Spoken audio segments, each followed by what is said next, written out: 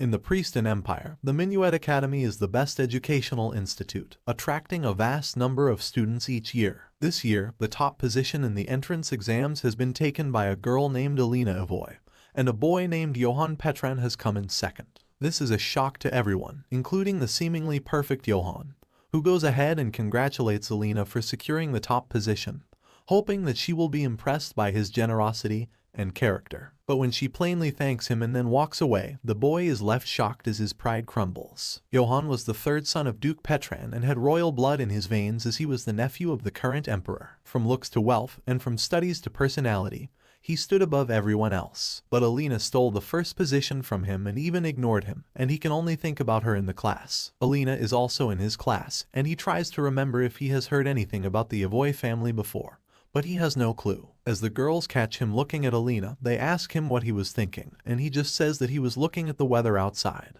Johan does not care about the weather or the people surrounding him. What they think about him is more important to him. Ever since a young age, he has been kept under check by his father and two elder brothers, Noah, the heir to the duchy, and Isaac, a reputed swordsman. Johan felt constant pressure upon being compared to his brothers, especially Isaac, and he tried his best to create a positive image in front of the public. Then he overhears a girl called Emily telling her friends that Elena was from the family of a black magician who earned the title of Viscount, and while they talk unsavory things about her family, Johan notices that Elena did not care at all. He thinks that she is either insensitive, very focused, or disinterested in others. At night, Johan takes a walk in the academy garden to relieve his frustration of losing, where he finds Elena near a statue. She was holding the hand of the statue of the goddess of love, Fiona, and it was said that anyone who prays to her statues finds true love. Johan is quite shocked to see her here, and he wonders if an ice-cold girl like her believes in love. But she tells him not to distract her, as she was polishing the statue for money. Johan is shocked because he knows that Elena is from a noble family and wonders if her financial condition is not good.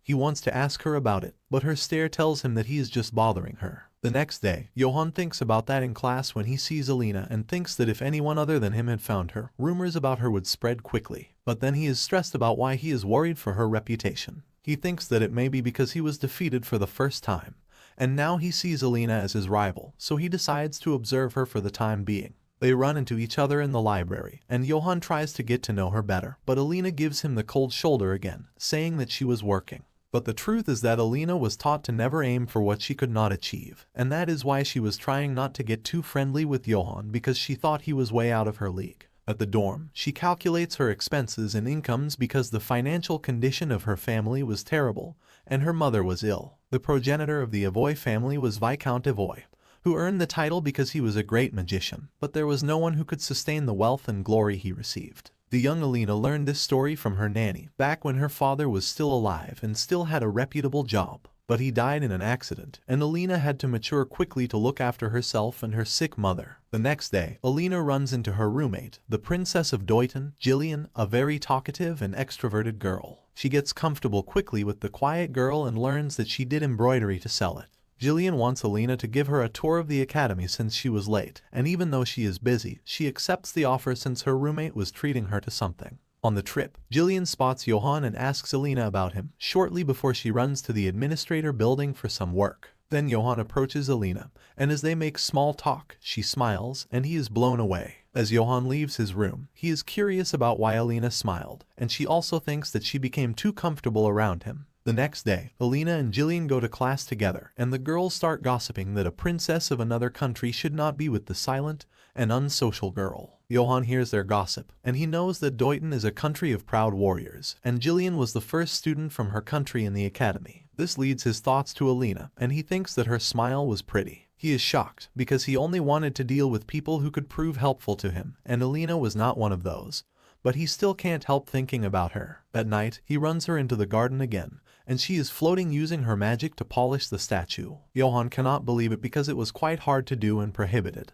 But Elena says that she has received permission from the dean. Then she gets down and asks him if he has anything to say because he keeps staring at her. Johan worries about what he should say, and Elena tells him that his smile appears too fake. She also thanks him for keeping her secret, and to thank him, she offers to show him the face of the statue up close. Before that, she puts her hood around him so that he is not spotted, and then holds his hands to lift him up with magic. As they rise up, Johnan thinks this is the first time he has ever broken a rule, and it fills him with a feeling he can't name. A few days after that, Johnan finds Elena minding the horses, as she has applied for the post of stable hand too. He is shocked to learn that she was so desperate to get a job.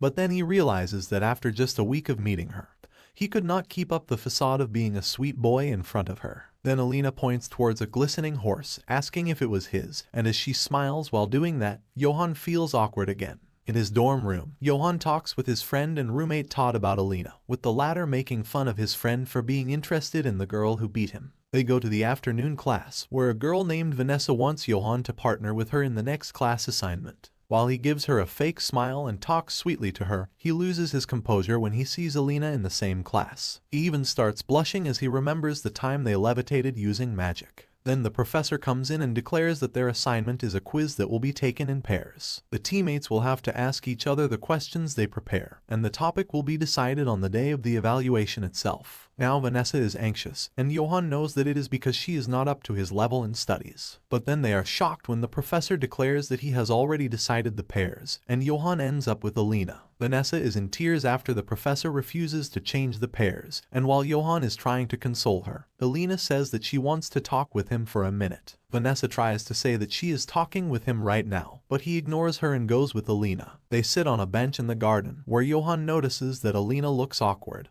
and based on his previous experiences, he concludes that she is about to confess to him. Now he is really happy and thinks that Elena was really interested in him and was only playing hard to get, and he decides to refuse her like he always does. But she only wants to plan and coordinate their quiz preparation together, and Johnan is shocked before his face turns red because of the misunderstanding he was having. Elena is serious about winning the scholarship, but as she leaves, Johnan waves back to her and blushes again, thinking that he is going crazy. He also goes to the library, but Elena is still on his mind, and he cannot focus on his studies. Then he goes to find some books and picks one that talks about rivalry. Johnan thinks that it was a fluke that he was not the top student this time, but then Elena pops up behind him, asking what he was reading. He is startled but manages to hide the book before they sit down for their joint study session. Elena says that she doesn't care about the chapters because they don't know the topic yet, and she plans to memorize the entire book. Johnan also thinks the same, but he realizes that if they do it, there will be no need for them to meet to study together. So he says that they should at least practice to avoid common questions. But then he notices that she was using a very old and rugged pen, and wonders why he is paying so much attention to her. Soon, it is club recruitment week, and everyone is after Johnan to join their club, but he is not sure about what he wants to do. Then he spots that Elena is sitting all by herself amidst this chaos, when a second-year student named Vincent comes to recruit her to his club. Johnan has heard about his magic potion manufacturing club, which was quite unpopular because it was like a regular class. He thinks that Elena will not join any club since she is busy with her jobs, but it seems like she accepts Vincent's recruitment offer. Soon after that, Johnan visits all the clubs one by one, rejecting them and causing a great deal of anxiety and competition among the remaining ones. The truth is that he is interested in the Magic Potion Club because of Elena. As he is waiting at their door, Vincent and his younger sister Emily come there, and both of whom are weird but genius scholars. Johnan thinks that they will definitely approach him because their club needs a genius like him, but they completely ignore him, and he is mortified. Inside the club, besides Vincent, Emily, and Elena, there are 2 other members named Rita and Mark. But they need at least 6 members or their club will be dissolved, and everyone worries about how to find someone interested in joining them. But Vincent didn't ask Johnan, even though he was in front of their room, because he thought he would definitely not be interested in joining them. Rita says that he should have at least tried, because Johnan would be a good poster boy, and their club could gain a lot from him. She then turns to Elena, asking if she was on good terms with the boy, and requests her to ask him to join the club. After the club, Elena finds him looking at the sunset and asks him if he was interested in joining their club by any chance. She interprets his silence as his refusal, and as she decides to leave, he says that he wants to join them. Elena is surprised and asks him why he wants to join them if he has so many better choices, and he lies that he can learn a lot from being in the Magic Potion Club. She believes him, saying that this was her goal too, because she could earn money from that knowledge. On the other hand, Mark, who joined the club only because Vincent is his best friend, finds it annoying to be in a group of oddballs. Elena finds him thinking to himself, and they make small talk about her working as the librarian before he understands that she will really fit well in the club as she is exactly like Vincent and Emily. Then he is surprised to learn that Johnan agreed to join their club and that they were partners for the quiz. He offers to help them with it because he took the same course in his first year, and Elena is grateful. Mark finds her warm reaction amusing because moments ago, she was quite cold. In the club room, Johnan is with Vincent and Rita, but he wonders why Elena is not here yet. She comes to the room with Mark, and seeing them so close, Johnan is shocked. On top of that, Mark's Rivian family and the Petran family hated each other because of a political rivalry. Johnan greets Mark, but he is still anxious about him getting closer with Elena and wonders how it happened. He thinks that he is better than the man with ugly glasses, but then he is shocked upon realizing that his thoughts are becoming reckless again.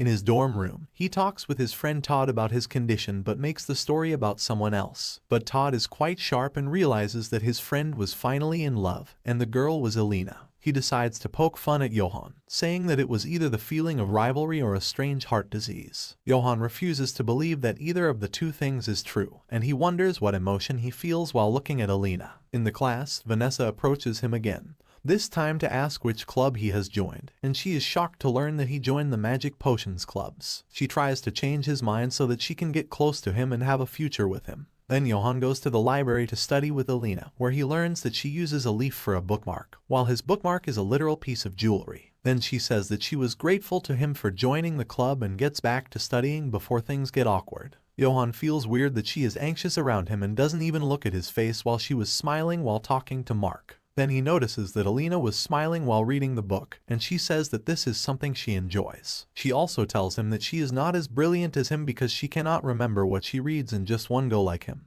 but she still finds it interesting. Johnan is shocked to hear this because he thinks that everyone, including him, found studying to be a bother, but it was an escape for Elena from her harsh life, and he feels a bit ashamed. On the next weekend, Elena goes home to see her mother, who is quite happy to see her. The girl advises her to take things more easily because her health is not good, but she says that she was doing nothing hard. Elena says that it was not true because she credits her mom for sending her to the academy in the first place. Then she goes to a fancy dress shop to deliver the embroidered laces her mom made. As Elena sits waiting for the payment and worrying about her dwindling finances, Vanessa comes to the store too, and she thinks that she was here to buy a dress as her clothes looked worn out. Back at the college, Elena goes to the club to find Mark without his glasses, and she thinks that he is a new member. But she realizes that it was Mark when he puts on the glasses, and he is confused about her mild reaction. He thinks that she was going to say how the glasses don't suit his handsome face, but instead, Elena wants to try them on. Then he gives her a book he had promised earlier, and Elena wants to sell it after memorizing it if he does not want it back. Mark thinks she is weird, but then Johnan comes to the room, and he is shocked to find them together again. He is worried about them being close and then asks Elena if they can talk about their quiz while they eat. As they leave, Johnan smirks at Mark, who doesn't understand that he is jealous. While walking, Johnan can only think of how Elena's hair and eyes were both purple, a truly unusual color that really suited her. He asks her if she was close with Mark, and she says that he lent her a book because she does not know anyone else. Johnan realizes that she has no friends, and he wonders how he can help her, but then he is flustered, thinking that she is still his rival. But he decides that it will be unfair of him to compete with her since she lacks resources, and he tells her to freely ask him for anything she needs because his two elder brothers attended the academy too. Elena thanks him with a mild smile and touches his hand, and Johann's heart starts beating loudly, and he thinks that he may need to see a doctor. He does that and finds nothing in the diagnosis. Johnan goes through all his symptoms when he is with Elena and thinks that he may like her. But he shakes that feeling, saying that he cannot gain anything if she is at her side, and it might even be detrimental for him. He thinks about how he was the third child, and everyone in his family told him to remember that it was his place forever. Because of that, Johnan made friends with influential people like Vanessa so that he could shine on his own without his family's aid. But he thinks that Elena is not like them. He thinks that his feelings are those of unrequited love after all, and he decides to hide them from Elena since he is quite good at it. As Johnan tries to stay away from Elena, he realizes that their meetings were not coincidences, but he was subconsciously following her. Soon, the day of the quiz comes, and Johnan decides that this will be the final day they meet. After acing the quiz, Johnan thinks that he should make some changes to his schedule when Elena tells him that he worked hard. And seeing her smile, he realizes that he cannot stay true to his words any longer. He is depressed in his room, thinking that just making eye contact with Elena makes him tremble, so there is no way he can lose his feelings so easily. Johnan wants to learn more about why he fell for her, and he compiles a list of the characteristics of Elena. He wonders how he started falling for her and realizes that she fits the criteria of his ideal girl. She was taller than average girls, bright, pretty, innocent, and quite intelligent too. The only problematic thing was that her family standing was not close to his, but Johnan thinks that it is not her fault, and he concludes that Elena was exactly the type of girl he wants. He keeps on looking at Elena in the class, thinking that she is beautiful but still not the prettiest girl in the class, and he thinks that he must be attracted to something other than her looks. She realizes that he was looking at her and turns back to ask if he wanted anything, and Johnan blushes again. Johnan goes to the statue of the goddess Fiona in the garden, and he holds its hand because of the legend that anyone who holds the statue's hand finds true love. He wonders if love made him so helpless, and then Elena comes there too, and she notices that something is bothering him. But since Johnan says nothing, she leaves, and he is left thinking about how pathetically he was acting. Then Elena returns, saying that she wants to help him because she thinks of him as a friend, and while Johnan is happy about that, he does not want to just be friends with her. He finally realizes that he fell in love with her because she made him step out of the forced life he has been living all this time. Elena offers him her hand so that they can float and see the view from the top again, and he accepts it. When Johnan returns to his room, he is still feeling uneasy, even though he has accepted his feelings about Elena. He decides that since he can't give up, he has no other option but to make her fall in love with him now. His plan starts with putting more effort into getting ready for the class so that Elena is impressed upon seeing him,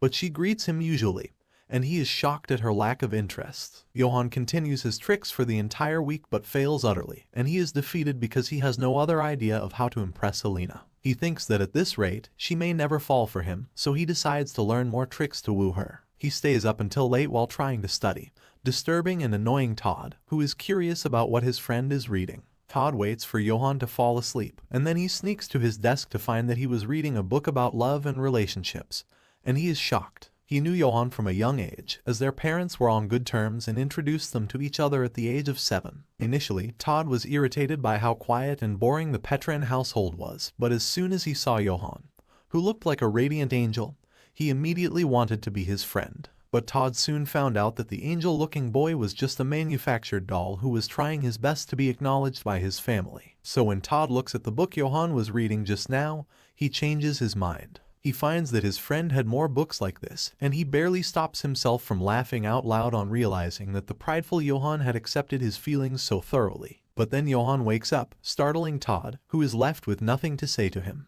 But then he reads the book and bursts out laughing, waiting for his friend to get angry. Instead of that, Johnan seriously asks him for his help, and Todd realizes that he is in deep trouble now. His first task is to spar with Elena as they both go to the swordsmanship class, where she is the only female student. As he spars with her, Todd wonders why his friend fell for Elena. But when he gives her some advice and she smiles to thank him, he realizes what enticed Johnan. When Johnan was a kid, he found a stray cat, adopted it, and named it Yona. He showed the cat affection, and Todd lured Johnan to skip some classes because of the cat. But his father spotted them with the cat and ordered them to get rid of it. Todd was really upset and angry back then.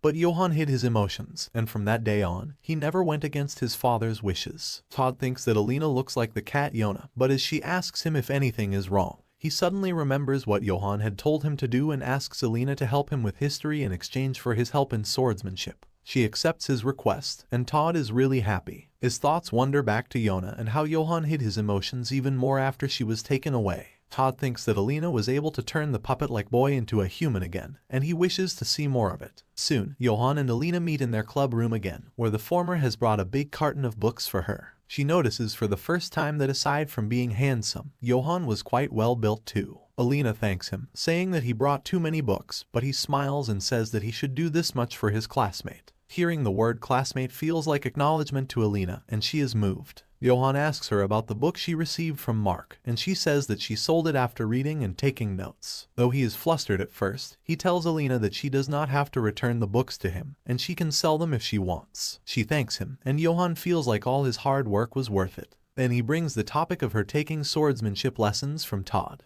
Johnan says that Todd had something new on his schedule and he couldn't make time for her, so he asked him to help her on his behalf. Johnan thinks that like this, he can get to spend some time alone with Elena, but her expression does not tell him that she is going to agree. She is worried that it might take too much time from his already busy schedule. But when Johnan convinces her that it is not a problem, she agrees to his plan. Soon, the Magic Potion Club has its first meeting, and there are only 6 members in the club, as Vincent rejected other applications that came after Johan. Mark looks at his friend and then at Elena as he is thinking about the club members, but then he finds Johan staring at him intensely, and he now has an idea about the reason behind his hostility. After that, Elena goes to practice swordsmanship and does some warm-up before Johan comes to assist her. As he approaches her from behind, she is startled and tells him that she was really focused. Johan says that she looks good in the training uniform, and she compliments him back, making him blush. Then the training begins, and as Johan tries to show her how to correct her posture, Elena notices that his hands are calloused and asks him how long he has been practicing. He replies that he does not even remember, but he was still lacking as compared to his father and brothers. Then he starts teaching Elena, but he is not good at it and decides to help her get into the position.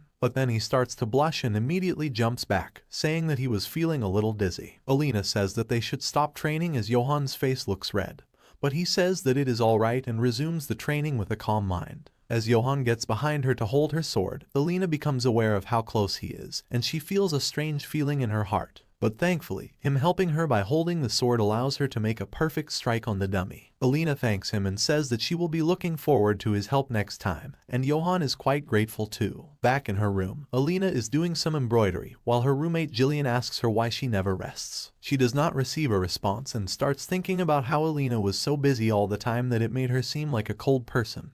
But she was quite nice. Jillian asks her to come with her to eat dinner, but she refuses, saying that she has to study after this. So the princess goes out alone, and a trio of mean-looking girls invite her to join them. Jillian accepts their invitation, but she immediately regrets it as they start asking about her country and family. She was a princess who had run from her kingdom because of the violent power struggle for the throne, but she cannot tell them that. However, she makes the mistake of saying that Elena could not come with her since she was busy working part-time jobs, and the girls make weird faces on hearing that and go away while gossiping amongst themselves. Jillian fervently apologizes to Elena for the slip-up, fearing that now everyone will talk behind her back. But Elena calms her down, saying that it was fine because the truth would come out sooner or later. Jillian is moved upon hearing her answer and says that she did not expect the culture here to be different from her country, where everyone works when they come of age. The next day, Johan is reading a romance novel outdoors when one of his classmates, Bach, comes to him and says that he is curious about the book too. Johan does not let him even look at the title,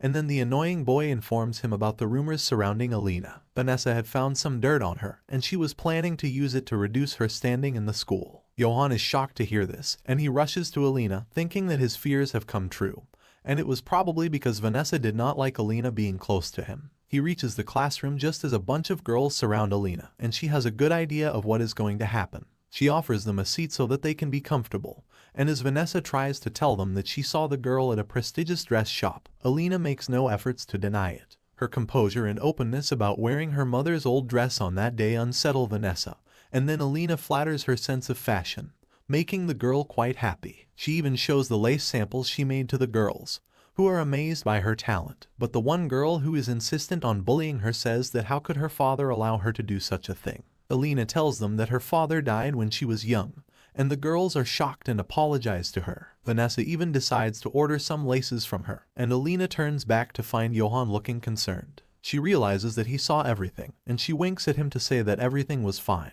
Johan isn't able to stay calm and rushes back to his room, where he hits his meddling roommate with a pillow before learning that Bach really wants to bring down Elena and was spreading the rumor to everyone. Johan thinks that everyone must hate her already because of how conservative their university was, and on top of that, even more people were jealous of her because she was close to him. But he also realizes that she has always fended herself against the odds, and this afternoon too, she did not need anyone's help. Johan thinks that he will always look up to her, but then he wonders about the wink. He starts blushing and gets up, determined to see Elena right now. He runs to the library, hoping she is still there, but she is not, and Johan thinks that he is merely her classmate, and he cannot do anything more than see her. He wonders if there is a future where they can be together, but he cannot imagine anything. He goes to the garden to find her cleaning the statues again, and as he sees her, Johan feels that this much is enough for now. Elena says that he must really like taking walks at night, but he cannot tell her that he came here for her. Then she gets busy cleaning the statues again,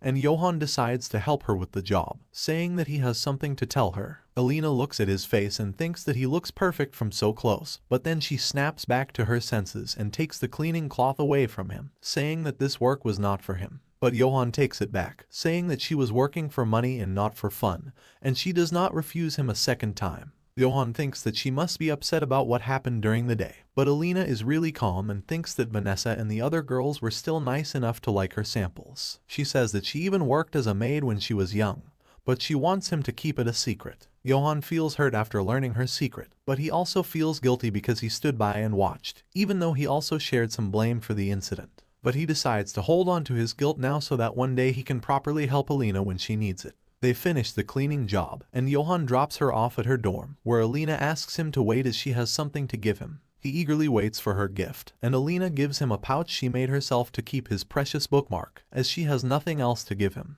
Johan is moved and decides to treasure the pouch for the rest of his life. The next day, he is in a good mood and goes to the club, where he meets Vincent and Mark, and the latter notices him looking suspiciously happy while trying to show off a pouch. Mark recognizes that it must have been a gift from Elena, and he shows that he also received a cloth with embroidery to clean his glasses. Johan is shocked to realize that his gift was not special, and he leaves the room dejected. Rita comes in just as he leaves, and she starts acting like his fan, which annoys Vincent. Mark realizes the tension between them two and thinks that they should change their club's name to Love Club. On the other hand, Johan is still depressed that he was not the only one to receive a gift from Elena when the professor starts his lecture and asks some questions from the two of them. The professor thinks that they will again be at the top of the class this time, and Elena turns back and whispers to him in the ancient language that she will be the first one again. Johan is overwhelmed by that gesture and thinks that she was so cute. The next day, Elena goes to the club room, where Emily is already studying.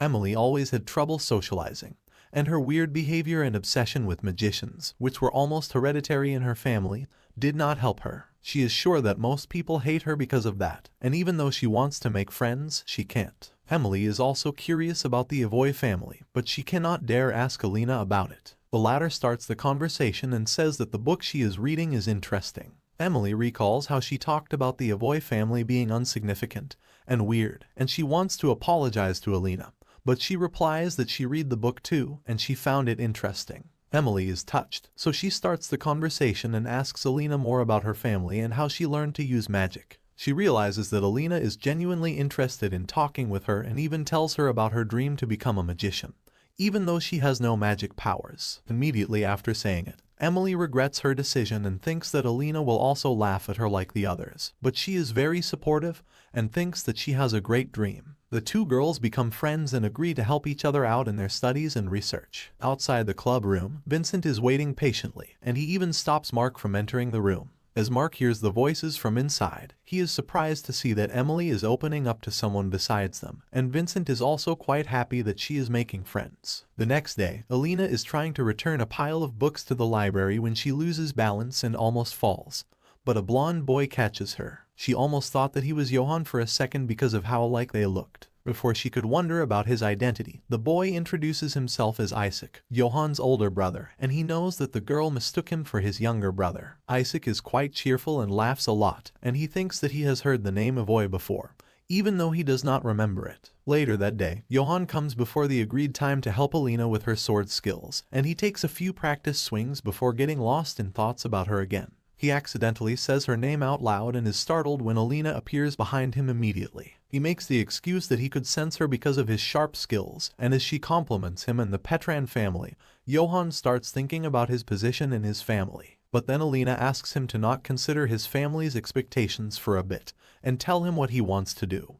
And he is surprised because no one really expected anything of him. Johan replies that he does not know, and he wonders why Elena was the only one who wanted to know about his dreams. Soon, the results of the first semester are announced, and Elena is the topper again. She took more subjects than Johan and scored full marks in all of them, and he is impressed. But then he notices that he has also scored 799 marks out of 800, and he thinks that he lost 1 mark in the quiz against Elena. When she asked her final question, he was so distracted by her lips that he could not give an answer. Johan heads back to the club room, where he does not recognize Mark without specs, and when he does, he is really shocked. He now has reason to be wary of Mark, thinking that Elena might fall for his charms instead of his own, and he wishes that he kept his glasses on all the time. Then Elena comes to the room, and Mark congratulates her for acing the exams. Johan is really jealous of how friendly they are, and the boy decides to tease him some more. Mark's simple actions work, but Johan stops being gloomy as soon as Elena turns to talk to him.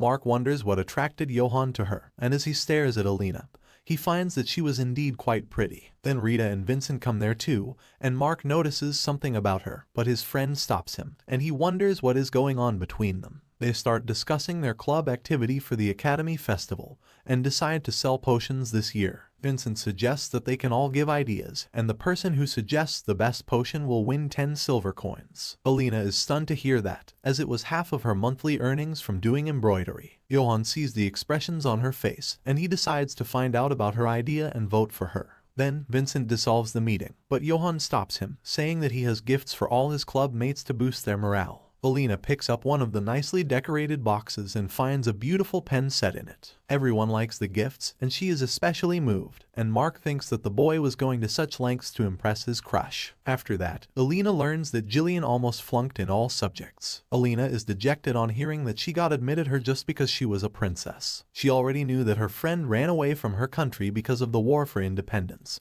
so she offers to help her with the subjects in her next semester, as she would be a cheaper and more efficient tutor. Jillian happily accepts the offer but regrets it immediately as Elena takes her to the library to study without wasting a moment. Isaac was watching her along with Vanessa, who seems to be hiding her jealousy for the girl. He did not know about how close his brother was to Elena, and he thinks that it might turn into something interesting. In the evening, Elena tries to come up with a good idea about which potion to sell, and Jillian excitedly asks her if she can make a love potion or hypnosis medicine. Jillian is shocked to hear that everything like that was illegal here, and Elena worries that her Deuton was more strange than she thought. Elena goes to talk with Rita as her family is in the potion-making business too, but she finds her looking gloomy in her classroom. Elena does not want to intrude on her, but then she notices that Vincent was also there, and Rita smiles upon seeing him. On the other hand, Johnan has gotten a routine annual letter from his father, which does not speak of anything unusual except him not scoring the first position in his class. Todd knows the content of the letter without even reading it, and he makes fun of Johnan, saying that his dad should get used to his son being in the second position forever. Todd braces for a scolding, but Johnan calmly tells him that his father really should prepare for disappointments, as many more are going to come. Johnan thinks that while he has never disobeyed his father, he cannot go on living like a doll anymore thanks to Elena. The next day, Elena is working in the stables when she looks at a new and beautiful horse there. Then Mark comes in, and she is surprised to learn that it was his horse, while he had not expected her to work here. They take the horse outside, where Mark offers her a ride, and she readily takes the offer. He helps her on the horseback and realizes that she is quite attractive, and now he can't take his eyes off her. But as she gets down from the horse, Johnan finds her with Mark, and the latter thinks that since Elena does not reciprocate the boy's feelings, he does not have a problem with shooting his shot. A few moments earlier, Johnan went to the stable, hoping to be alone with Elena, but when he looked around for her and found her with Mark, he was taken aback. He approaches her, saying that something was wrong with his horse hand, and Elena comes with him. The horse is fine, but it understands his master's wishes and pretends to be ill so that he can spend more time with his crush. Johnan is cursing himself that he never thought of offering Elena a ride before despite knowing how much she likes horses. Soon, the day of deciding the potion for the festival comes, and Johnan wants to see which one of the ideas is Elena's so that he can vote for her. Vincent recites all the ideas. The first one is about a magical hair dye,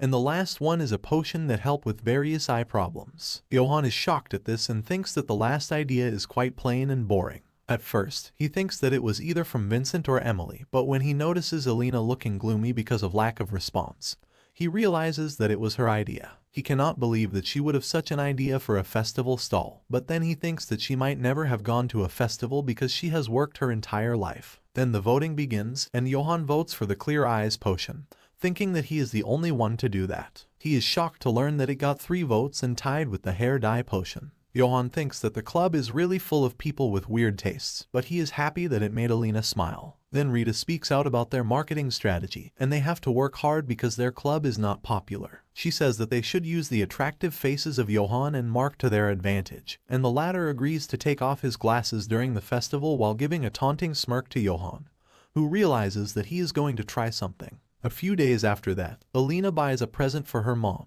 thanks to the extra money she got from Vanessa's order, and the bonuses she got from her academy jobs. She is sure that Johnan must have passed a good word for her, and she thanks him. Elena recalls how she planned to avoid everyone and focus on her studies and jobs in the academy, but she has made many wonderful friends now. Elena gifts the dress to her mom, who says that there is no need for it. But then the girl notices that her mother still had some medicines, even though it was time for the bottle to be empty. Her mother tries to convince her that she is getting better and can stay healthy even with reducing the dosage of medicine.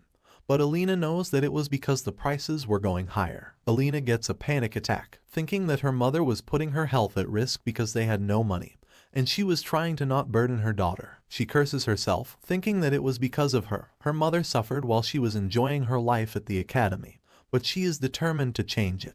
Elena is lost in thoughts of taking more jobs while making potions, and Johnan stops her and tells her to take a break. He asks her what was wrong. She says that nothing was wrong, and Johnan tells her his story so that she will open up. He says that he felt down often after entering the academy, and he used to seek comfort in the garden at night. But the day he met Elena, she became a great source of comfort for him. Now he wants to return the favor to his friend, and Elena finally tells him her problems. Johnan asks her if she will like to come with him to the festival, and he wants to even invite Elena's mother with them. Elena is happy to hear it, and she gladly accepts his offer. Meanwhile, Vincent comes to his room quite late after classes, and Mark notices an elementary-level book in his hands, which he assumes was because of Rita. He teases his friend about it, and Vincent asks him about his sudden interest in Elena. His words make Mark realize that his feelings for Elena may never be anything more than a passing fancy, so he decides not to focus on her from now on. Back in her room, Elena receives a letter from her mother, who felt bad seeing her so hurt that day, and she called the doctor and refilled her medicine. She could not come with her and Johnan to the festival, but she wants her daughter to live her life and create wonderful memories. Elena is in tears after reading the letter, and she swears that one day she will make her mother and father proud. Then the day of their festival comes, and everyone in the club wears magician costumes, which was Emily's idea. Johnan is smitten by how cute Elena looks, and he tries his best to stop Mark from getting close to her. The festival starts, and Rita assigns Johnan, Elena, and Mark the job of attracting customers to their stall. They easily catch everyone's attention, but seeing Elena care about Mark because he cannot see well without his glasses bothers Johnan. He forces himself to believe that she was only doing this for the sake of the bonus if they sell out, and he decides to devote himself to the task. He flirts with girls and invites them to their booth, and seeing him succeed, Elena tells Mark to work hard like him. But since he can't do much, she tells him that he can just stand there and everyone will be attracted to him since he is handsome. Johnan is stunned when he hears these words because Elena never called him handsome, and he almost loses hope. Well, thanks to the 3 attractive faces, their stall does really well, and the potions sell quickly. Johnan approaches Rita, who is handling the inventory, and he wants to purchase a hair dye potion so that he can demonstrate what it does to the public. Rita thinks that he was doing it for the club, but Johnan drinks the potion and turns his hair black, hoping to impress Elena with his new look. He goes outside to look at his changed appearance in the fountain when a girl approaches him. Just from her tone, he can guess that she was about to confess to him. But as he turns to face her, she is shocked because she was expecting to see Mark and runs away in embarrassment. Thankfully, Elena recognizes him right away and guesses that he changed his hair color to promote the club. But she only talks about how well they did and does not compliment his hair. That makes Johnan even more insecure that Elena does not find him attractive at all, and his confidence crashes. Then he asks her if she has enjoyed the festival, and on learning that she has not, he invites her to come see it with him. He lures her in by mentioning the stalls with prizes to be won, and both Elena and Johnan win at the games they play. After their visit to the festival is over, Johnan walks her to her dorm, and Elena cannot help but glance at him. She feels strange, and as Johnan turns to look at her, her heart starts beating faster. His hair color also changed to normal just then, and Elena says that he looked nice with black hair. Johnan feels that it is probably because of his hair that she is not attracted to him, but she adds that she likes him better in his usual blonde hair, and that he will look good with everything. This was the compliment he was waiting for, and he thinks that it is much more descriptive and better than handsome.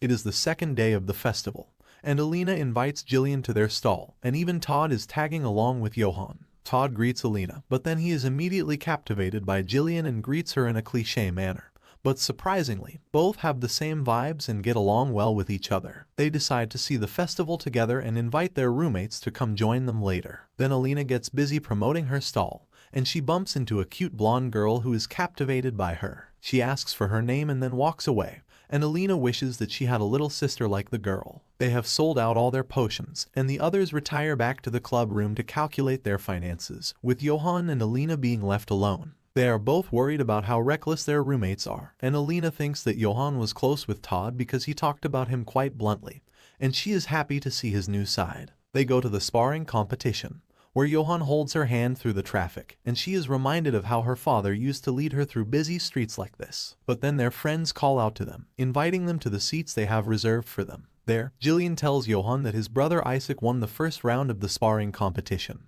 and she asks him if he was not interested in sparring. Todd knows that it is a sensitive topic, but Johnan calmly replies that he is interested but has no talent, so he decides to stay away from it.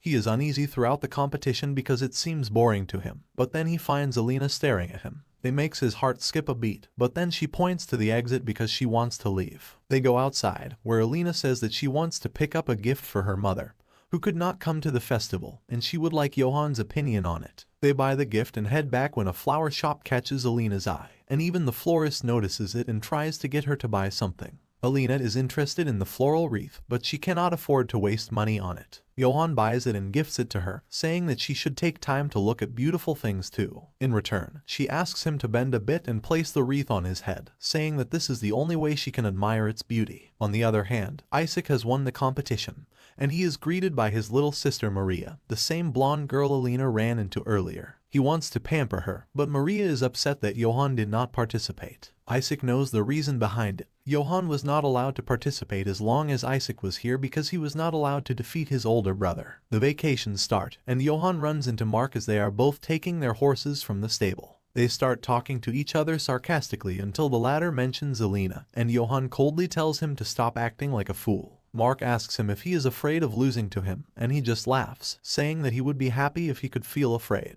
Johnan says that he has to try his best to lose to everyone else, but there is only one person who has ever beaten him, and he does not hope to change that. Johnan then goes back to the Petran mansion, where his father is out for work, but his little sister Maria gives him a scare by hiding under a table. Johnan freaks out, but then he notices that his sister is behaving strangely affectionately towards him. He teases her and starts walking back, but then Maria asks him why he was recently obsessed with the color purple. Johnan stops in his tracks as Maria tells him that she read his letter asking for purple storage boxes for pens, and she says that she knows what he was hiding. On the other hand, Elena is at Jillian's new home, and she finds the house quite big just for one person. She starts tutoring her, when Jillian says that she is really bad at memorizing things and could not even remember the 300-year history of Deuton. Going along the flow, she tells Elena that their country was only about 250 years old, but they told everyone that they were 500 years old to sound more grand, and she asks her to keep it a secret. Elena is surprised to hear that, because the Avoy family has also been around for about 250 years. In the evening, Elena receives a letter with the seal of the Petran family, and she finds something very unexpected in it as it was not sent by Johnan.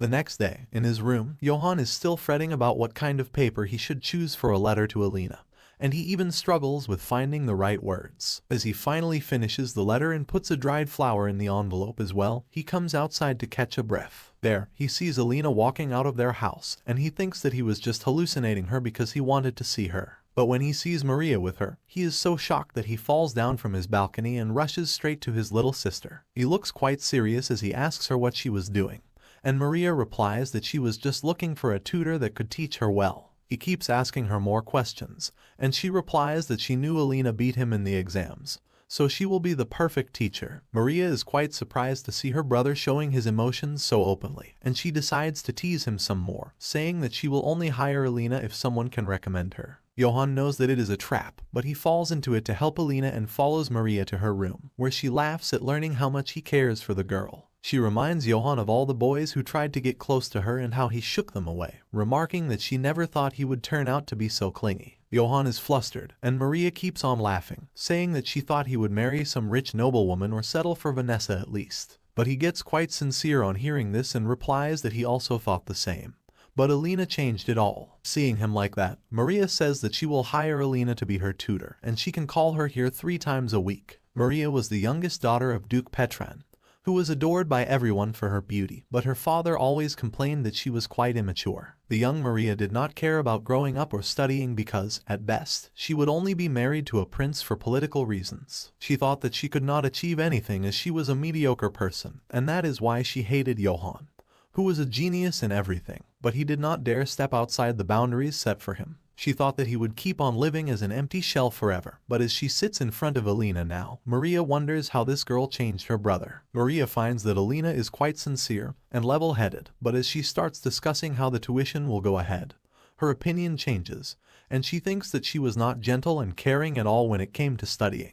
They run into Johnan outside, and he pretends like it was just a coincidence when he had planned it along with his sister. But then the siblings start bickering with each other for Elena's attention, and their rivalry continues even after she leaves. But as they return to the mansion, Johnan freezes as he sees Isaac, and he treats his elder brother quite formally as he congratulates him for winning the sparring competition. Isaac wants to say something to him, but he cannot bring himself to say it. Before the vacation started, Emily asked her to come over to her place, and since she had earned enough money to take care of all her needs, Elena agreed to it. Now, she is very happy to go to a friend's house for the first time, and Emily is there to receive her at the gate. Inside, Elena exchanges greetings with Vincent, and then Emily's parents come out to meet them. While they act quite formal and strict, she realizes that they were also happy to have a friend of their daughter come to their house. They go to Emily's room, where Elena asks her if Rita is not coming to join them. She replies that Rita was out of the city to help her parents run their business, and they start talking about how obvious Vincent's feelings for her are. But Emily is worried about their future because she heard that Rita's family had bought the title of a noble with money, and her life in high society was not going to be easy. Elena also knows that, and she thinks that noble families like her own or Rita's, which lacked either money or prestige, were not really accepted by other nobles. Elena returns home, where her mother wants her to invite Johnan over to his home to thank him for helping her out on various occasions. She is hesitant because their house is too humble to invite him, but since her mother really wants to meet her friend, she decides to invite him. When Johnan receives the letter from her, he immediately starts believing that there is a god, and he thanks the goddess of love, Fiona, for this. His heart is already beating very loudly when he opens the letter and finds that Elena has invited him to her house, and he cannot believe his good fortune. Johnan leaves for her home after spending hours getting ready, and he feels really nervous about visiting her. But he is shocked to see the carriage going to a poor area, and soon the roads become too narrow for the carriage. Johnan is surprised, and then he learns from the carriage driver that whenever he comes to drop Elena here, she has to walk the rest of the path. As he stands there dazed, Elena comes to take him, and he is mesmerized by how pretty she looks. She takes him to their house, and Johnan is shocked to see that it is so small and in such bad condition. There, Elena's mother greets him and states that their house must be too small for him to be comfortable. But Johnan replies that he feels the warmth and hospitality from them, which makes his visit to her quite special. Elena's mother starts talking about how she saw Johann's mother once at a ball. It was the only ball she had ever been to because she was a poor viscountess, but the Duchess of Petran, who was the most distinguished lady there, came to meet her and spoke very kindly to her. She says that Johnan reminds her of his mother, and he feels the warmth and tenderness in her eyes, making him emotional. After that, Elena walks Johnan back to his carriage, telling him how her mother suffers from a joint disease that gets worse every year. She thanks him for coming to their house, as it made her mother very happy. Johnan says that he really enjoyed the visit and would wait for the next time. She smiles on hearing this, and it stirs his emotions again. Johnan goes to the temple of the goddess of love, Fiona, as it has always been a popular place among lovers. There, he tries to find a way to help Elena's mother without inconveniencing or imposing on them. As he is lost in thought, he sees the eyes of Fiona's statues open, and he is shocked. Johnan looks around and finds that no one else noticed it, and when he turns back, the eyes are closed again. The goddess of love opening her eyes for someone was said to be the sign of her blessings, and Johnan kneels before her, thanking her and promising to be devoted to her. On the other hand, Elena is tutoring Maria, who likes her way of teaching as compared to her previous tutors, who expected her to learn everything in one go like her brothers. Maria sympathizes with Elena, and she also finds her quite warm and comforting. After their lessons, Johnan comes to see Elena, and this time, he surprisingly asks to talk with her in private without relying on any excuses. They go to his room, where he appears quite serious as he tells her that his dream is to become a saint. Elena is shocked to hear this, and he tells her that nowadays, saints are just symbolic, and they are not really blessed by the gods anymore. This was not always the case, as initially, the saints used to be those who were blessed by the divine, but that system was corrupted by greedy patrons. Elena understands him and asks him what he can do to help him. Johnan is surprised because he thought that he would need to convince her to help him. He asks her to write him a letter of recommendation to become a saint, as the letters from nobles were really helpful, and in exchange, He promises to use his connections with the temple to send a bishop to help her mother. Elena immediately agrees to the idea and thanks Johnan, saying that he was really like a saint. Johnan keeps his promise and sends a bishop to their house, who uses his divine powers to heal Elena's mother, who feels much better after his treatment. She wants to thank Johnan and then asks her daughter if he was romantically involved with anyone. Elena says that she has never heard about it, and her mother suggests that he may be interested in her. Elena says that it is unlikely as he was a naturally kind and helping person, but she had asked that question to herself many times and ended up convinced that she was not special to him. Elena does not even plan to marry so that she can take better care of her mother, but she thinks that if she meets someone like Johnan, she might reconsider her decision. But she immediately thinks that he is way out of her league, so here someone like him will never want to marry her. Soon, Elena goes to meet Mark, who had invited her to see the courthouse with him, but he actually wanted to just meet her. But before he can take her in, Johnan comes there too, and Mark was already anticipating this. Elena is only interested in learning about the court in detail, and Mark and Johnan are left facing each other, with the former saying that he was trying to test his feelings, and if he found that they were just curiosity, he would leave Elena alone. But Johnan is worried that he may find that his feelings are more than that. He cannot sleep because of this and thinks that his confrontation with Mark earlier gave him these ideas. Johnan feels that even though Mark is trying to be his rival in love, he cannot match him in his feelings for Elena, but he is still worried that she might not choose him. The next day, Todd visits him, and he knows that Elena has been tutoring Maria. He tries to taunt his friend about her, but Johnan controls his reactions and replies calmly. Todd gives up on riling him up and then asks him what he was planning to do with Vanessa, who is in love with him. Todd waits for his answer as he analyzes how natural it was for Vanessa to fall in love with Johann's bright external appearance, but he was not interested in romance at all. Johnan replies that he has a plan, but it will take him a long time to deal with the girl. But Vanessa is starting to mend her relationship with Elena gradually, and the latter thinks of her as a cheeky little sister. The next day, Johnan is looking for Elena again, and he learns that she was going to teach Maria in the garden today.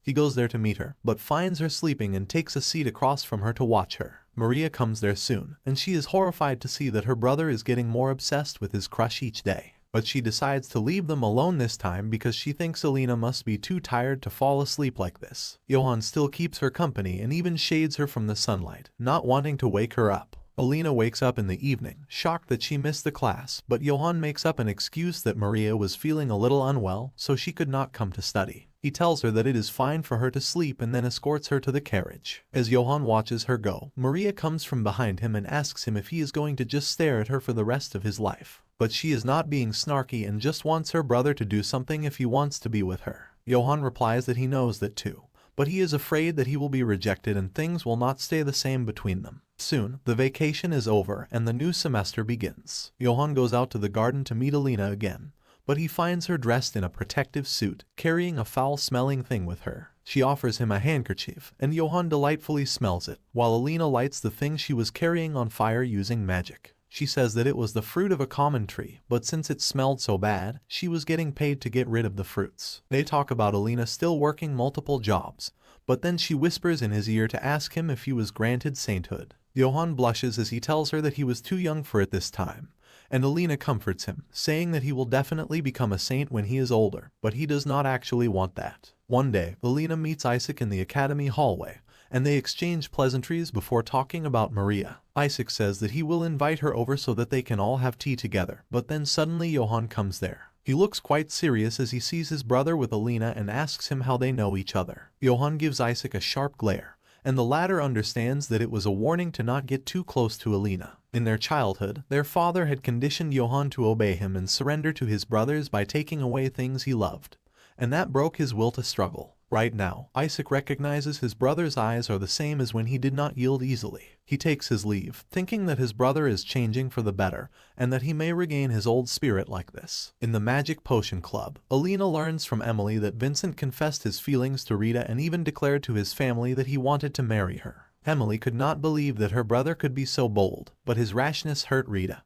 who had taken a break from school. Vincent's grandfather was severely against him marrying someone who was not yet acknowledged as noble, and Rita's family might suffer backlash because of it. Emily is hurt by all this, and she is sure that Rita must also be suffering. Elena thinks that even though Rita's family has wealth, they were humiliated because their daughter was too close to another noble family. She thinks of her own family, which has neither wealth nor prestige, and thinks that she is too powerless to be with Johnan. The next day, Johnan is sitting surrounded by his classmates, who talk about how handsome Mark is, and he feels jealous. Even as Vanessa says that Johnan is better looking, he feels that these words have no meaning if Elena does not say them. Then someone exclaims that Mark was with Elena right now, and Johnan goes to see them. Vanessa joins him and says that they looked quite good with each other as they were both aloof and had dark-colored hair. He completely disagrees with her, but he still has to keep his words mild. But Mark is also having a hard time dealing with his feelings. He goes to the club room and finds Elena sleeping, and he feels that she works too hard. She could easily get a good job after graduation, or she could marry him, and he could share his future with her, but she does not even know this. He goes to her and caresses her cheek when she wakes up and asks him what he was doing. Elena says that she could have misunderstood his gesture, but Mark says that she wasn't misunderstanding anything, as he is now determined to see things to the end.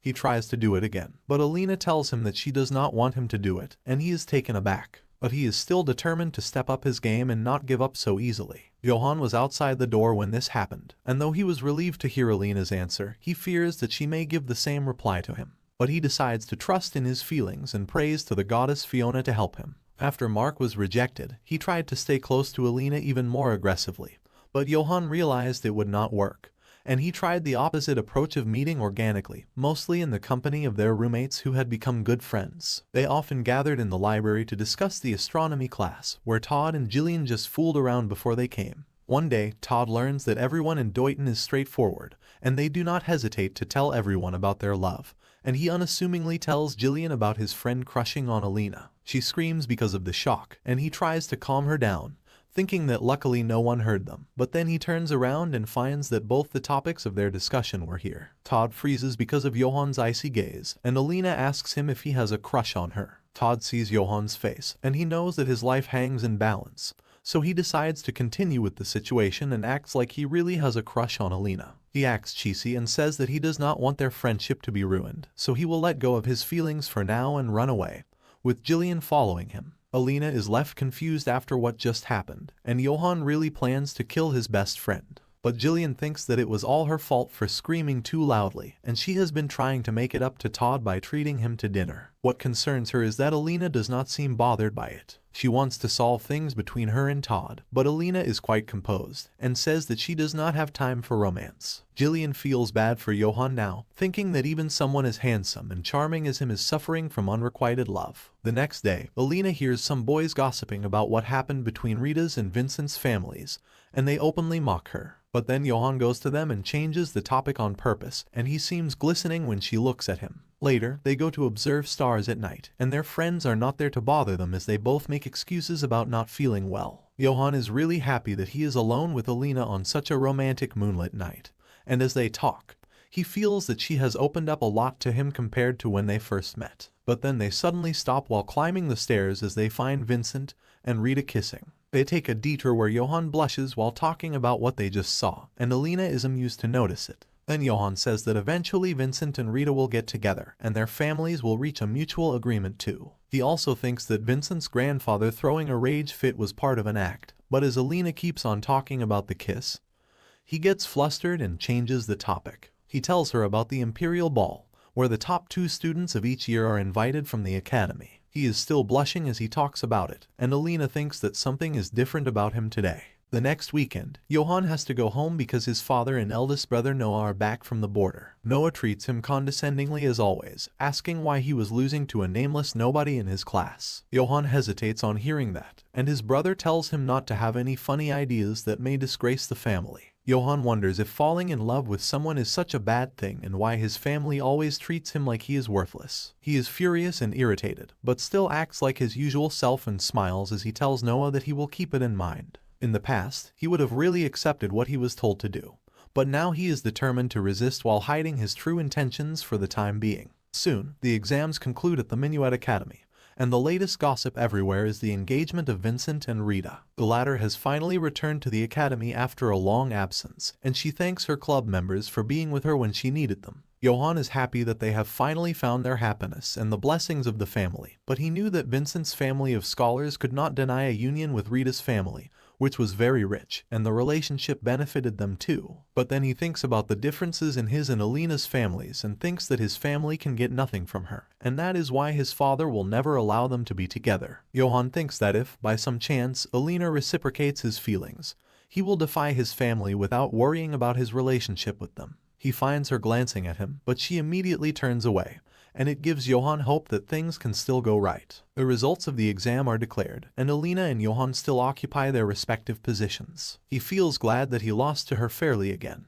and now he wants to invite her to the imperial ball that will be held next month. Johan goes to the garden at night, thinking that he has not come here in a long time after he decided to stop deliberating meeting Elena. He finds her waiting for someone, and he is afraid that she might be waiting for Mark, but she was hoping that he would come on a walk here tonight. He is really happy to learn that, and he even imagines their wedding, thinking that she also likes him back. Johan calms himself, and he is about to ask her about the ball when Elena asks him to be her partner first, and he cannot believe his luck. But when Elena says that it would be awkward if someone else asked her, so she was waiting for him as he was a friend, he suddenly turns to stone. The next day, the group of friends meet in the library, and Jillian complains that she also wants to see the brilliant imperial ball. Todd tries to convince her that it was a boring affair and suggests that she could go as the Princess of Deuton. Todd and Jillian are shocked to learn that Elena asked Johan to be her partner first, and Todd feels betrayed that his friend did not tell him this. But then he suggests she learn dancing from Johan, as it would not look good on her if she could not do that. He hypes up his friend, and Johan takes this chance to ask Elena if she wants to learn from him, and she agrees. Then Jillian says that she will also need a new dress, and Todd suggests that she can borrow one from Maria. Elena is a bit hesitant about that,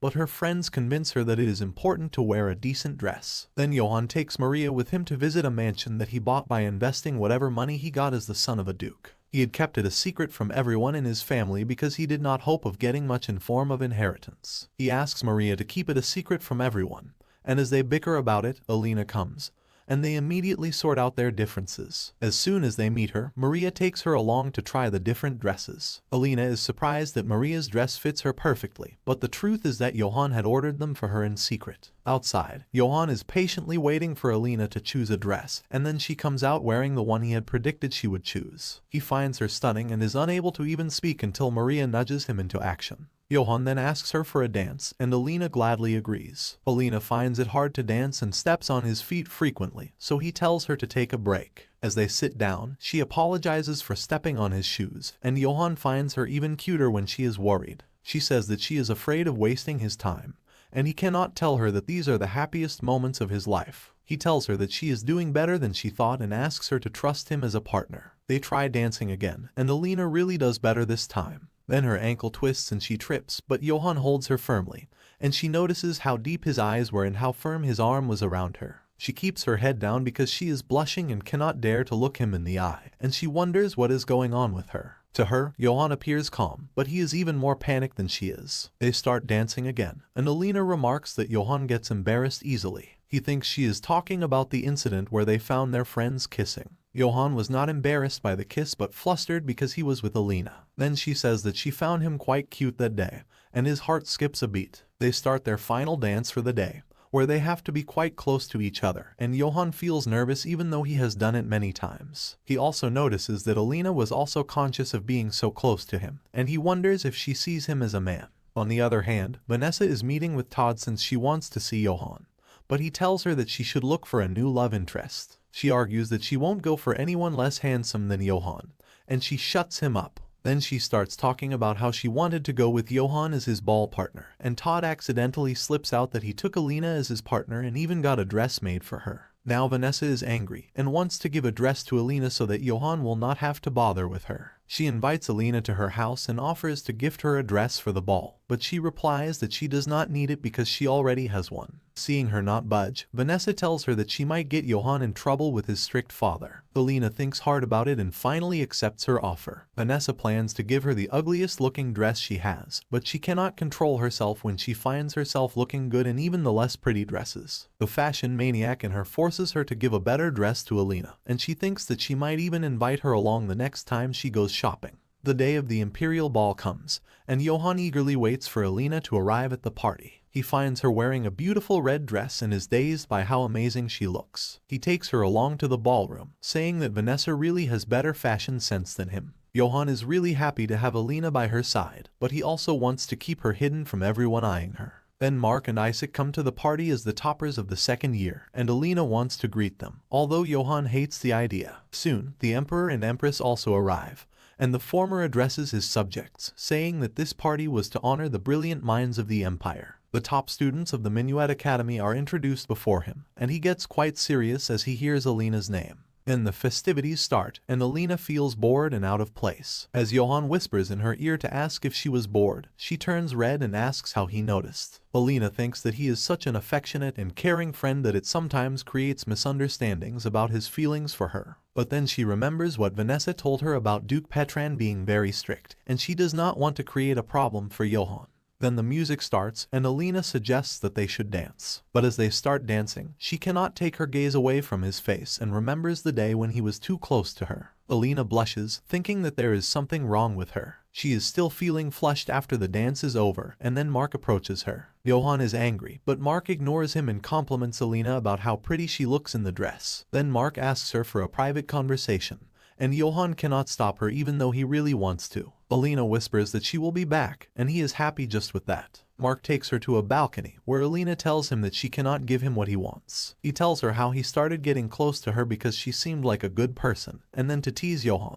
But as he started to observe Elena, he fell in love with her. Mark tells her that if she chooses him, she will no longer have to face the hardships of her life alone, and he asks her to take her time before giving an answer. He already knows that his feelings cannot compare with Johann's, but he still does not want to lose without trying. But Elena looks at him intently and says that it may not work out despite his good intentions. She tells him about how her mother raised her single-handedly without money or support, and she cannot believe Mark's words when he says that she will not suffer again. She tells him that her father left home on the day of his death, like usual, and he never returned. Elena says that even if she gets everything with Mark's help, the future is still uncertain as accidents could always happen. She has lived with that fear ever since she was 6, and that is why she cannot decide to be with him. Mark tries to convince her, but Elena asks him if he would be willing to revolt against his family if they don't agree to his decisions. He is shocked, and Elena says that everyone has something that they value most, and for her, it is a future where she can take care of herself. She tells Mark not to wait for her, and he is left alone on the balcony,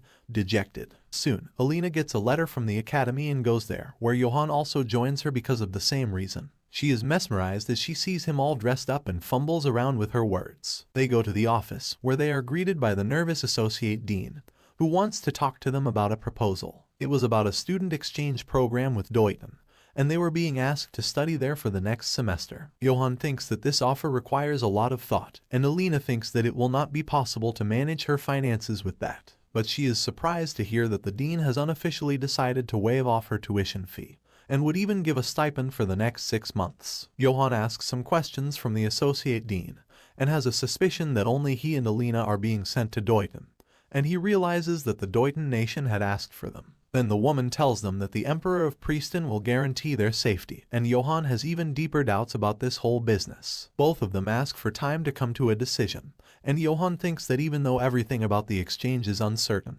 he will gladly follow Elena anywhere. The next day, Elena goes to tutor Maria again, who has heard about the offer to study in Deutschland, and asks her if she is going. She has not come to a decision right now, as she is too worried about her mother. But then Maria takes her to visit Johnan and Todd to learn his opinion. They seem to be talking about something serious, so Elena wants to leave, but Maria barges in anyway. There Todd tells Elena that her aunt needs to go on a holiday to relax, but she can't find anyone to entrust the house to, and her son Eugene is worried about her mental health, but he could not come to her right away. Todd says that his aunt just needs someone to keep her company for some time, and Elena asks if she can suggest her mother for the job. That was what Johnan and his team were planning to do from the start, and luckily Elena did not notice that they were in this together. Elena's mother also finds the job quite pleasant, and she takes it, ensuring that her daughter can go to Deutschland with a free mind. Then Elena prepares for her trip to Deutschland with the help of Emily and Jillian. Emily says that Deutschland is surrounded by a magical barrier that keeps its temperature warm.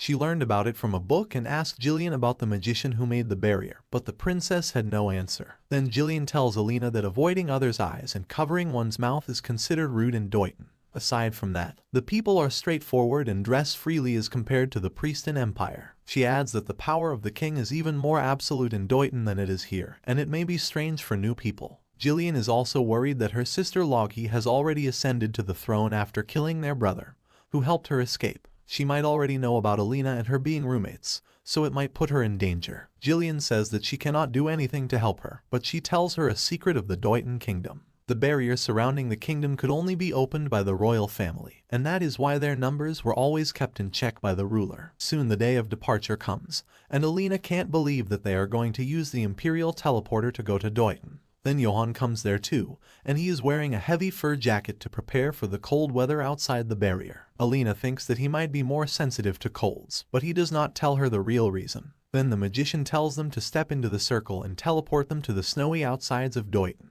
There, the night party comes to escort them, and before that, Johnan gives her the extra coat he was wearing on purpose. The group moves towards Deuton, but they stop when they see someone coming towards them. A group of men carrying a palanquin stop in front of them, and a blue-haired, dark-skinned woman steps out of it to welcome their guests. She speaks quite formally and tells the knights that she will take the guests from this point. The knights protest that they have orders to escort them to the capital, but the woman introduces herself as Logi Silica, the Queen of Deuton, and she says that they have delivered the students to her, and their mission is complete. Elena is shocked to learn that she was the sister Jillian spoke of with such fear, and then Logi intimidates the stubborn knights into leaving, assuring them that she will keep her guests absolutely safe. They carry the students in palanquins, and Elena has been having a strange but familiar feeling ever since coming here. Then she feels a jolt as they pass through the barrier, and she finds herself in the capital of Deuton. Both of them are shocked to see that people really dress freely here, and then a servant leads them to the palace. Johnan and Elena talk about how everything was different here, and most people around them could speak the language of the empire. Then Elena compliments Johann's skill in Deuton's language, but she could not learn much of it as she had only 1 month for it, so she did not understand much after the greeting.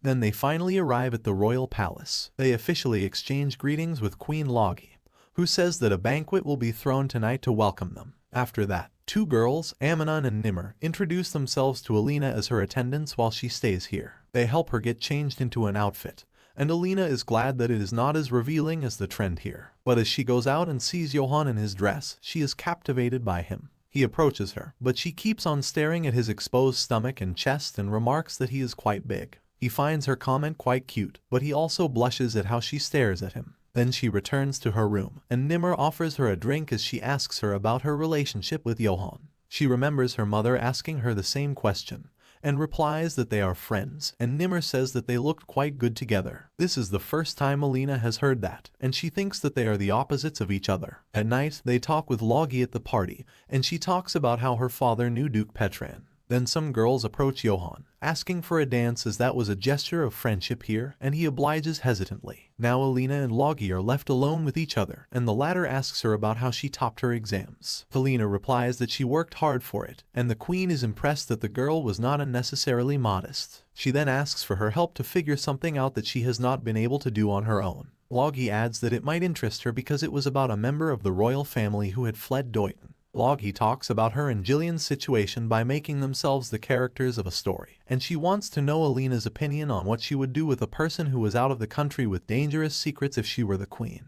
Elena understands that Logi already has an answer as a queen but is hesitating as a sister. She asks her, even if she removes the danger, will she be sure that the same thing will not repeat itself in the future? Elena says that killing those who know the secrets is not the best solution, and while Logi is serious for a moment, she starts laughing immediately, saying that Elena won't abandon those around her. Then, she asks her about how Jillian was doing. The next day, they are greeted by an official named Cipher, who is here to remind them of the hunt being organized in the afternoon. He says that he already has their permissions, and Elena realizes that Nimr did not tell her the truth and tricked her to get the permission. She tells Cipher that she will just watch from the sidelines. Then the man taunts Johnan that he might not be up to it, and he gets fired up as he leaves to pick up his weapon. Johnan gets ready, and Elena is concerned about him. Soon, the queen arrives there, the hunting party assembles outside, and before the hunt begins, Logi suggests that they warm up using a simple contest. She draws a circle on the ground, declaring a mock duel competition,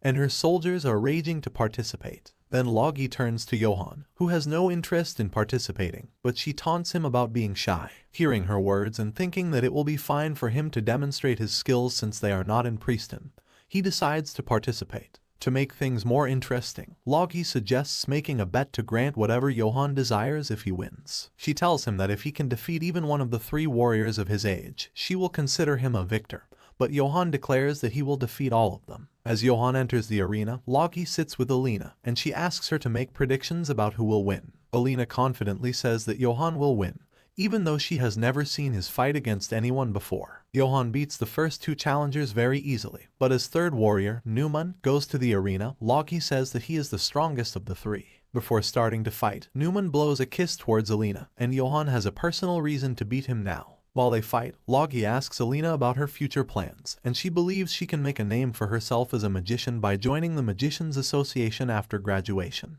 The girl is still unsure about her future, as there are many challenges in her way. But then the fight ends, and Johnan loses because his sword broke. Logi is about to declare Johnan the winner, but Johnan stops her, saying that he still has his weapon, and he manifests a blade using sword aura. Logi permits him to continue, and even though Johnan pushes back his opponent, Elena knows that he won't be able to last long. Johnan deliberately avoids his attacks to make him waste energy, and he counterattacks when Johann's sword aura is about to go off. But he uses a burst of his energy to slice off his opponent's blade, and the queen declares Johnan the winner. Elena immediately rushes to his side, and she asks him to show her his hands, scolding him for overexerting himself. But seeing the smile on his face because of his victory makes her forget her worries, and she realizes that this was a side of Johnan only she knew. At night, Elena cannot sleep because of what happened earlier, and she goes to her balcony and finds Johnan out of his room too. They wave at each other and gesture to meet downstairs, where Johnan really wants to check out the watchtower with her. They go to the top of the tower and see the amazing night sky and the ocean together. Elena tells Johnan that he was amazing today,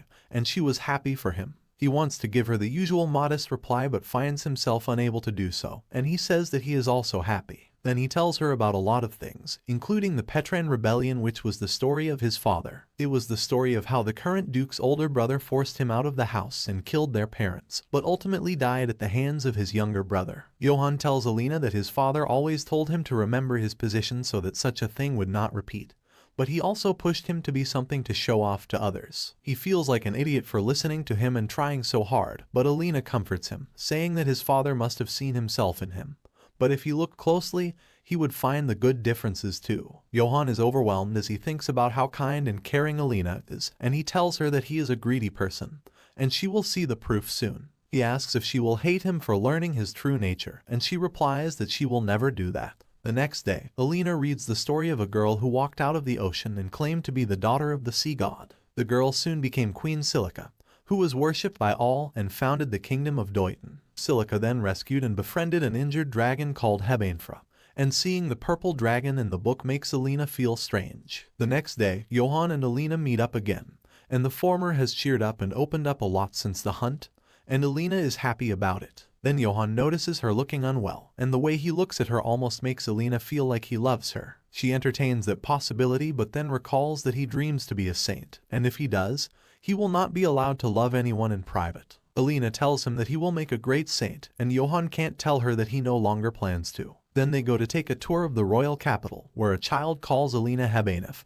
and she is confused. She thinks it is because of her purple hair and eyes, but before Johnan can compliment her, Nimr barges in, saying that purple was the most beautiful color in Deuton because it was the color of Silica's companion. Elena replies that in Prieston, the most popular color is gold, like Johann's hair, but Nimr disagrees with her. She even gives a mischievous smile to Johnan, who is angry because he has heard that Nimr has a younger brother and she was trying to set up Elena with him. Elena notices Johnan staring at the girl and wonders if he is interested in Nimr. She even finds them talking at the lunch table before she arrives, and she is nervous if he really likes her. Johnan does not know what she was thinking, and he feels like Elena was trying to distance herself from him recently. But then he recalls that he was talking with Nimr when Elena came to the dining table. Although he was just being sarcastic, she must have misunderstood her tone for being close with the girl, and now he is even more nervous about his standing. The next day, Elena goes with Amnon to a jeweler as Logi has decided to gift her some jewelry,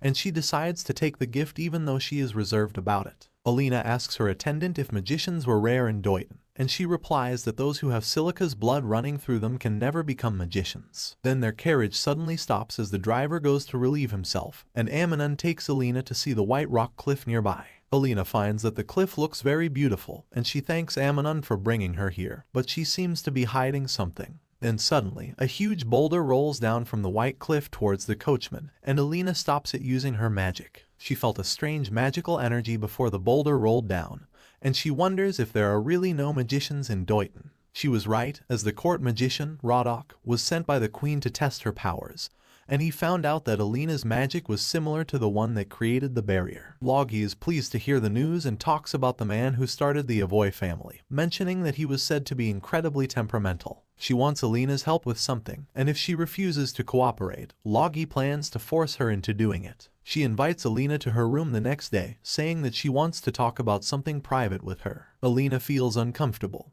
and then Logi asks her what she thought of the capital after she took a tour. She replies that it was quite peaceful, and while the queen says that it was a fitting description, she looks uneasy. Logi talks about how the peace may seem everlasting, but she is not sure when it will end, and she wants Elena's help to make sure that it does not end soon. The queen calls her servants, who carry a huge scroll with them and open it to show their guests. Elena is shocked to see the portrait of a blue-haired woman and a man with purple hair and eyes. Logi tells her that the woman is the first queen, Silica, and the man is Hebainfra, or the first Viscount Avoy. Elena panics because she does not understand and asks Logi to tell her everything. The queen tells her that Silica saved a magician named Hebainfra, and he was portrayed as a dragon in the story. The magician was quite faithful to the queen, and the dragon's protection over Deuton was actually the magic barrier created by him as a repayment for saving his life. Now, Logi wants Elena's help to modify the barrier so that the royal family is no longer the key to opening the gates through it, and she is the only one who can do that. The queen tells her that she will be greatly rewarded if she succeeds, but she will have to keep it a secret.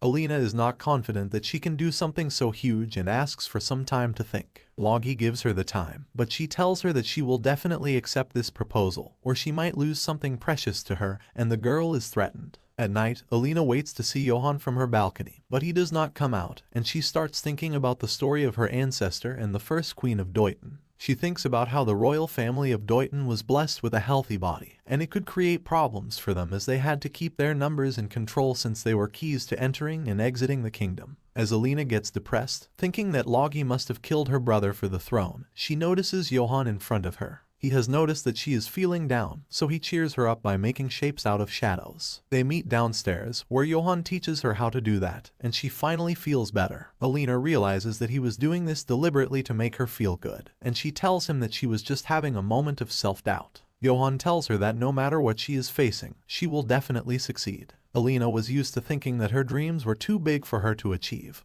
but she thinks Johnan is different, and that is why she is drawn to him. She tells him how she was not always confident in herself, especially when her father passed away, and she found that she did not belong anywhere. Elena says that it took her a long time to get over that feeling, and Johnan replies that she succeeded nevertheless. She is really happy to hear his encouraging words and says that he will make a great saint, and he nervously tells her that he no longer plans to be a saint. He is worried that she will think that he is fickle-minded, but instead, Elena gets depressed because she thinks it is because of Nimr. The next day, Elena meets Rodok, the court magician, in his office, who instructs her about the task the queen has given her. He has sympathy for the girl, but he knows that she is the only one who can do the monumental task. He takes out a magic crystal and shows her the aerial view of the place outside the barrier. Rodok then shows Elena the research he has done on the barrier by reading the manuscripts of the first Viscount Avoy, and it took him a long time because of the latter's horrible handwriting.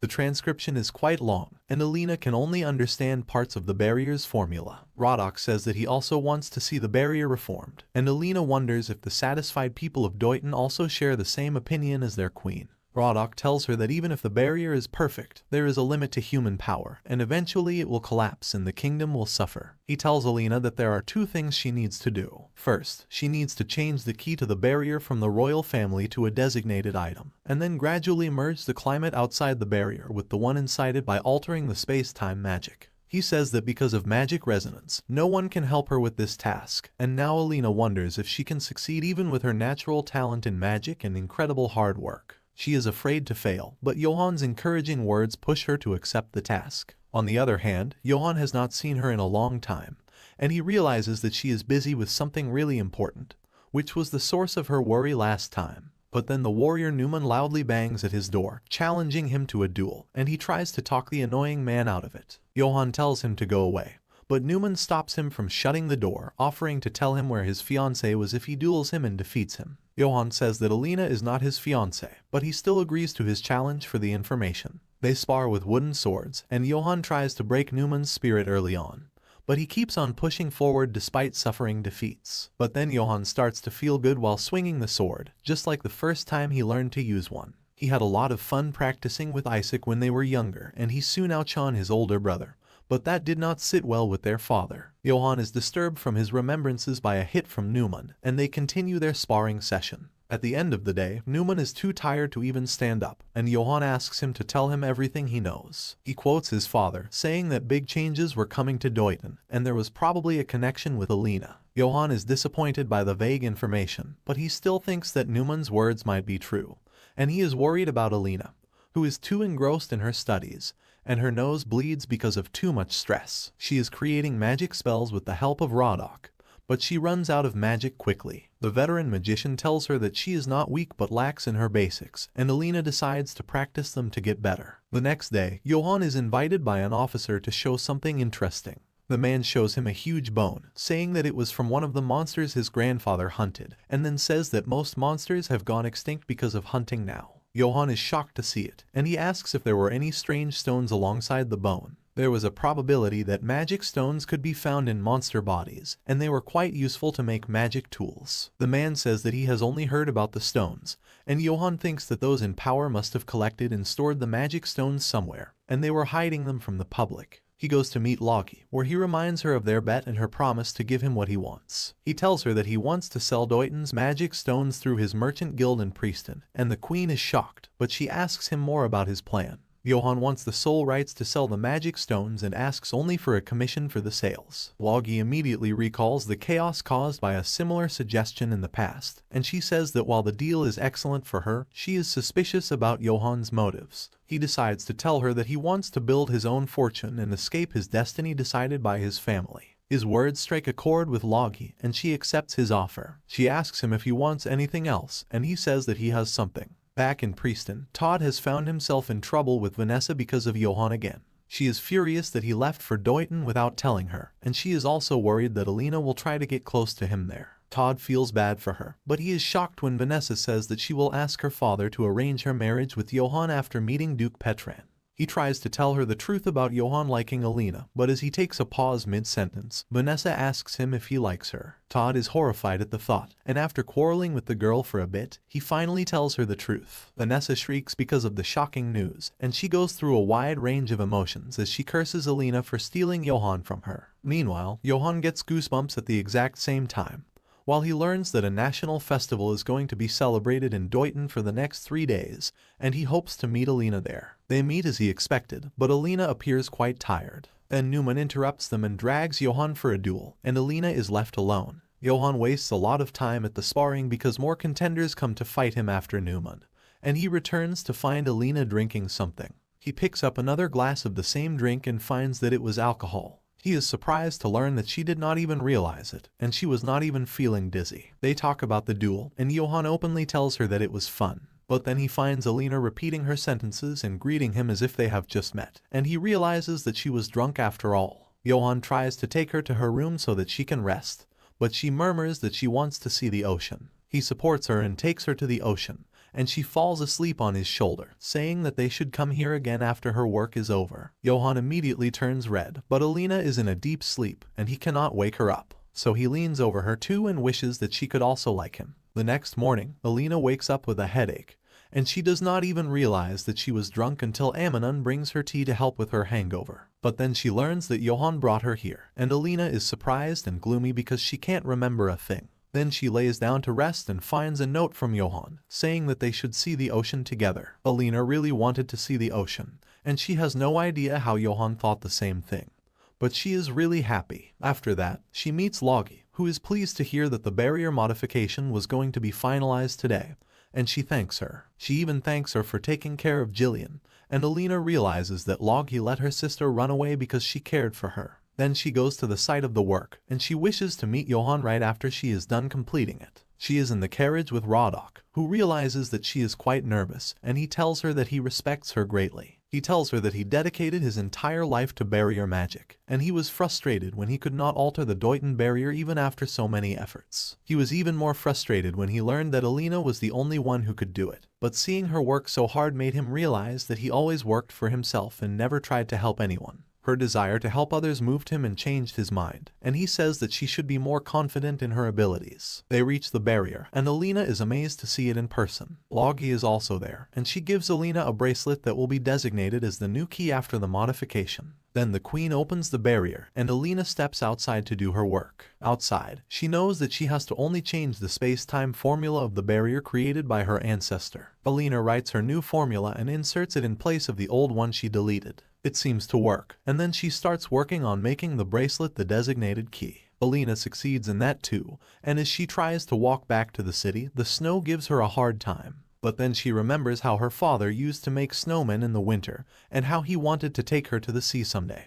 And that is why she wants to visit the ocean. She keeps on walking to complete the remaining part of the correction, thinking about asking Johnan to visit the ocean with her. Elena finally completes the task, and before she can rejoice at her success, she feels weak because she has lost all her magic and collapses. Just then, she spots someone coming towards her, and through her blurry vision, she sees someone looking like Johnan. Elena wakes up back in her room, with everyone worried about her. She is still confused about what happened, and Logie tells her that she succeeded in everything and asks her to rest for the time being. Elena is still dazed, and Logie tells her that Johnan was waiting outside her room the whole night, and she is sure that he will surely be remembered as a great romantic. Johnan is ultimately let in, and he sits by Elena's side as he is still worried about her. He tries to wipe her sweat, but Elena holds his hand, and he wonders whose hand she was imagining it to be. He thinks that it could be her mother or her father, and he wishes that she was looking for him. Earlier, as Elena finished her work and collapsed, Johnan was there to bring her back. The moment he held her unconscious body in his hands,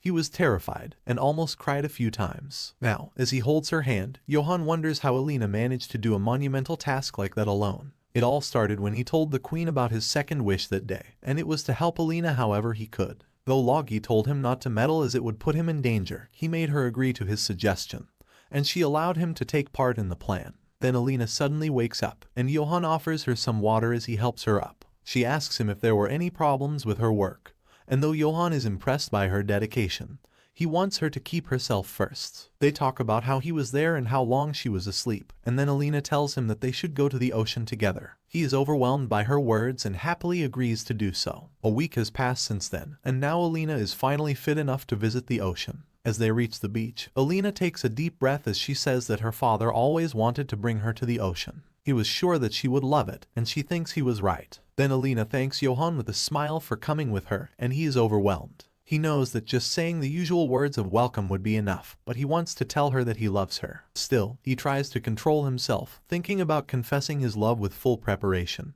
but he cannot hide it, and tears fall from his eyes. Johnan is flustered and tries to wipe his tears, and then Elena gently helps him. He cannot control himself and tells her that when he first saw her, he hated her for coming first in the class. Then he was curious about her, so he observed her. At first he thought she was just an odd girl, but soon he couldn't help himself but create chances to run into her often. Elena is dazed as she hears his confession, and Johnan bursts into tears again, saying that he loves her the most in this world. He kneels before her, saying that he has prayed to the goddess Fiona for a long time, but now he wants to devote himself to her instead and pray to her. He asks Elena to give him a chance, and then he thinks that he messed up his chance to propose to her. Elena gently lifts him up, telling him that she still has much to do for her future, and that she is not in a position to date anyone. Johnan is depressed that he was rejected, but he still hopes to be close to her and support her as a friend. But then Elena says that just this once, she wants to be selfish, and she accepts his proposal with a bright smile. Johnan is overwhelmed yet again,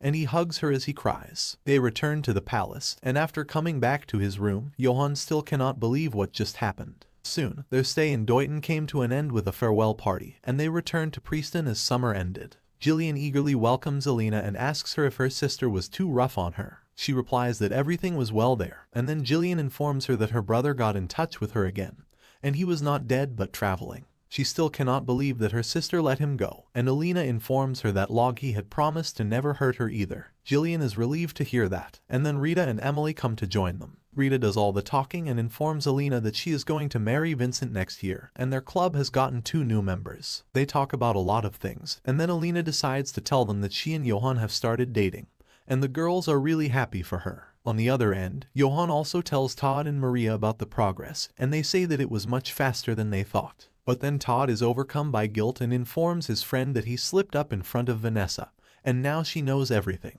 Johan is shocked, but Todd says that Vanessa was talking about an arranged marriage and he had no option, and even Maria supports him this time. Johan realizes that this is his fault for taking Vanessa for granted and not telling her the truth even though he knew her feelings, and he decides to fix it. Meanwhile, the new semester begins at Manhwa Academy, and the first-year girls are mesmerized by Johan as they are seeing him for the first time. The 2 new members of the Potion Club have heard a lot about him, and they want to see how handsome he is. At the same time, Elena enters the club, and the 2 boys are flustered as they recognize her as the topper who went to Deuton to study. They introduce themselves as Connor and Raphael, and she introduces herself too before leaving. The boys are smitten by her, but they have heard rumors that Elena is dating Mark. As they talk about it, Johan comes into the room, and after introducing himself, he coldly tells them that Elena was dating him, not Mark, and asks them to put an end to the baseless rumors. On the other hand, Vanessa is devastated after learning that Johan and Elena are dating, and her friends try to comfort her by talking trash about Elena. She does not seem to get in any better mood, so her friends suggest that they go shopping,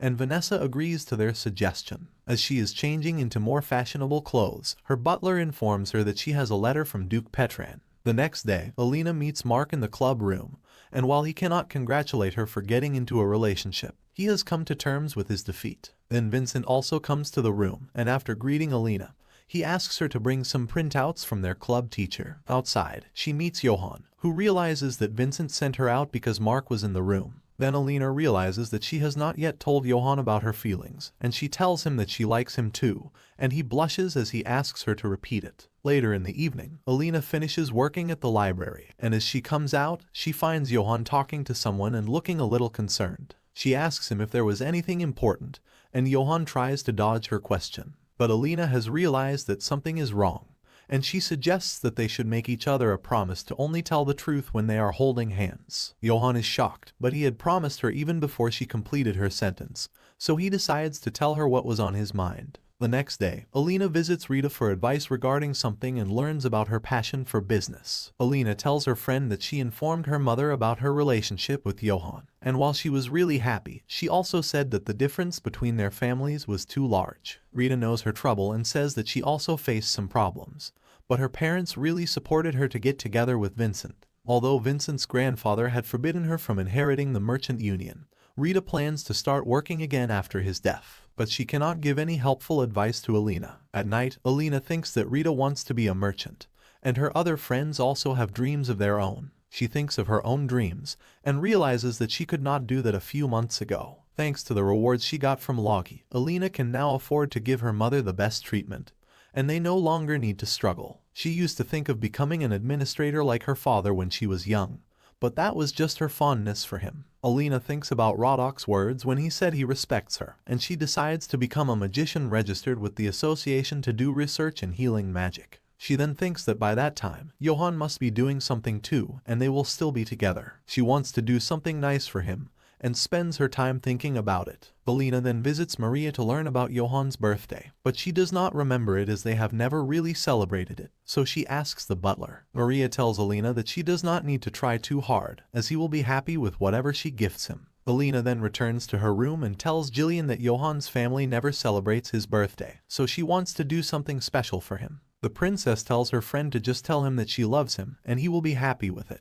But then Jillian says that Elena and Johan will have beautiful children, and seeing her confused about the topic, she encourages Elena to talk about their future with her lover to avoid any misunderstanding in advance. Elena takes her advice, and when she is alone with Johan in the library, she asks him about children. He initially turns red from embarrassment, and then the serious discussion starts. Elena wants to delay having children for some time when they get married in the distant future, and even Johan agrees. He suggests that they should talk about it later with more thorough preparation, and Elena is relieved to hear his answer. Then they say their kids are going to be cute when they come into this world, and they both want this peace to last forever. But they are not aware that Johan's father has an idea about what is happening between them. He summons Johan as soon as he gets home and says that he has heard stories about him seeing a girl. Johan shudders as he hears this from his father's mouth, but he hopes that he will understand his feelings. But the Duke just tells him to have fun while he is young, but make sure to get his hands clean when he ends things with a girl who is probably just lusting after him. Johan realizes he cannot hope for anything from his father, and he clearly tells him that he will not marry anyone except Elena. His father tells him that he was making a mistake, but he also adds that he does not plan to harm the girl, as the truth will come forth eventually. Johan can only think about the meeting when he is at school, and then Elena comes to meet him. She immediately realizes that he is bothered by something and holds his hand, asking him to tell her the truth. He tells her everything and then regrets being so obedient to his father. Elena comforts him, saying that it was only natural for him to desire his father's love, and Johan realizes that it was the truth. But then he tells her that he plans to break away from House Petran, and has been preparing to do that for some time. It might take him some time to settle, and that could be problematic for Elena, as they may have to be apart for some time. While Elena is sad about that, she thinks they will always be together. Soon, Johan runs into his brother at the school, and after talking about how busy they had been in the last few months, Isaac suddenly falls silent as guilt overcomes him. Johan knows that they have always been brothers just for namesake, and soon they will be apart permanently. But he still wants to give him a last chance. He invites him to a sparring party, and Isaac eagerly accepts. They go to the practice area, and as they duel with wooden swords, both brothers recall how they used to train together in their childhood. Johan defeats Isaac eventually, and the latter hugs his brother to congratulate him on winning. They talk about the things they had been holding back till now, and Isaac is glad that Elena changed his brother for the better. They bid each other an emotional goodbye, and Johan tells Isaac that he was always honest when he said that he was proud of having him as an elder brother. As the semester continues, Johan and Elena keep visiting their club, where the two new boys are really smitten by the latter, and they get on Johan's nerves. He feels annoyed by how they try to stick close to her and thinks that if it were Elena from last year, they would never have dared to approach her, as she has worked very hard to become this carefree and open. On the other hand, Vanessa goes to visit Duke Petran following his invitation, and he says that he wants to entrust his immature son to her. He wants to engage her with Johan right away, but they will have to wait as he is seeing another girl right now. Vanessa is not so sure about it now, but the Duke is confident that his son was just making a mistake in his youth. She wants to tell him that she does not think Johan's intentions are shallow, but she is intimidated by the Duke's cold gaze. He tells Vanessa that his son will bend to his will, and will eventually take her as his bride, and he gives her time to think about her decision. Vanessa is shocked by everything she heard, and as she gets back to her carriage, she takes a detour. She heads straight to Todd's home and tells him everything that happened with the Duke, and he can't believe that she had the guts to decline the scary man. After getting thrashed for making fun of her, Todd finally says that she did well, and Vanessa replies that she was still working on getting over Johan. Talking with Todd makes her feel better, but he still does not stop annoying her. But she wants him to tell Johan about his father's words, who had plans to take care of Elena soon, and she is worried about her. Johan is working hard to set up a merchant guild, but he keeps getting distracted by thoughts of Elena. Then suddenly, Todd comes running into the room, and he informs him that Vanessa came to meet him. He tells her what happened between the girl and the Duke, but Todd suggests against Johan thanking her because she would not like it. Then Johan gets summoned by his father, who simply tells him to stop fooling around and get engaged to Vanessa. He refuses firmly, saying that he is prepared to bear the consequences of his actions. The Duke gets furious at this, and he asks him if this was how he was raised, and Johan replies that he was raised to hate his brothers and have no compassion for his family. He tells his father that his way was wrong and that he only learned about love and family from Elena, and this enraged the man even further. Johan leaves the room, but then the Duke tells him that 11 years ago, another noble asked him for his help as one of his subordinates was discovered misusing funds for illegal purposes. Many nobles could get into trouble because of this discovery, and Duke Petran learned that the person who discovered the irregularities was a viscount who worked as an administrator. Johan is shocked as he realizes where this story is going, and his father says that he handled the matter efficiently, and the Viscount died in a carriage accident. Johan is shocked to hear this, as he realizes that the death of Elena's father was not an accident. Now, Duke Petran tells him to end things with the girl, otherwise she will find out about that truth. Johan is suddenly in peril, and he is inclined to obey his father. As the cruel Duke walks towards him, he gives him the time till their year-end vacations. Johan is lost in thought as he meets Elena the next day, and he makes the excuse of being exhausted due to paperwork. He does not want to let her find out the truth at any cost, and they talk as they usually do.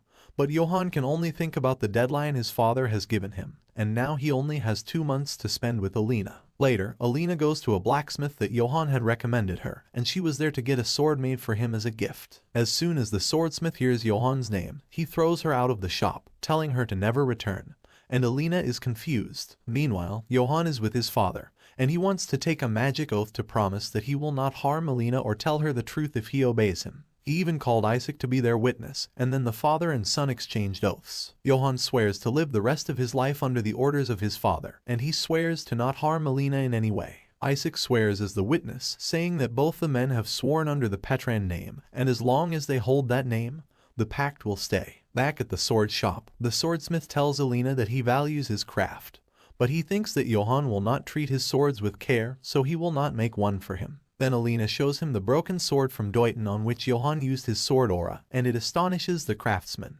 She says that Johnan has broken free of his shackles, and she asks the man to give him one more chance. The swordsmith is moved by her words, and he decides to help her. Back at Johann's mansion, Vanessa finally meets him since he returned from Deuton. She had requested to meet him because his family had made an offer for their marriage, and she is concerned about it. She is even more frustrated by his carefree attitude, despite knowing about his father's plans. Vanessa wonders if Johnan and Elena really broke up, and she thinks that it was just like the Duke had said.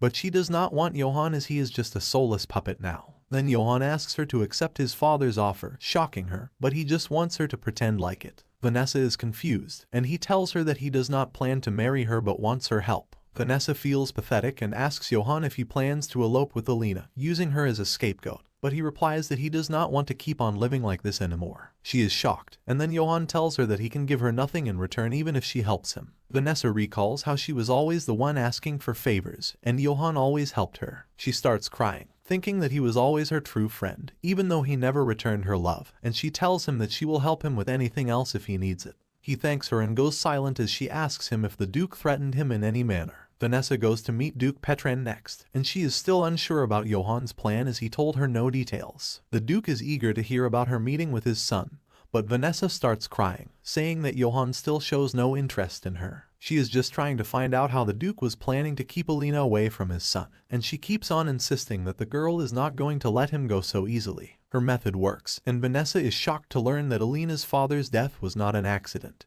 and she finally realizes why Johnan was afraid of his father now. The deadline for his father's threat draws near, and Johnan is a mess. He has not been able to see Elena for a while now as she was also busy, and he feels quite anxious about the future. On the other hand, the swordsmith has finally made a magnificent sword for Johnan, and Elena is awestruck upon seeing it. He had used better quality material in the sword than he was paid for, but he tells the girl that she has paid him enough. Elena is happy, and she thinks that Johnan will love the sword. Soon, Johnan visits her house reluctantly, as Elena had invited him over. He smiles upon seeing her, but as she wishes him a happy birthday and gives him the gifts she has prepared, he is stunned. He is overwhelmed by this gesture, but returns the gifts as he tells Elena that he was here to say goodbye. She is mortified upon hearing this and says that he must have his reasons. She wants to know what they are, but as she reaches for his hand, he takes it back, and Elena realizes that he will not tell her the truth. Then Johnan tells her that he got engaged, and she is devastated, but she says that she anticipated that this would happen one day.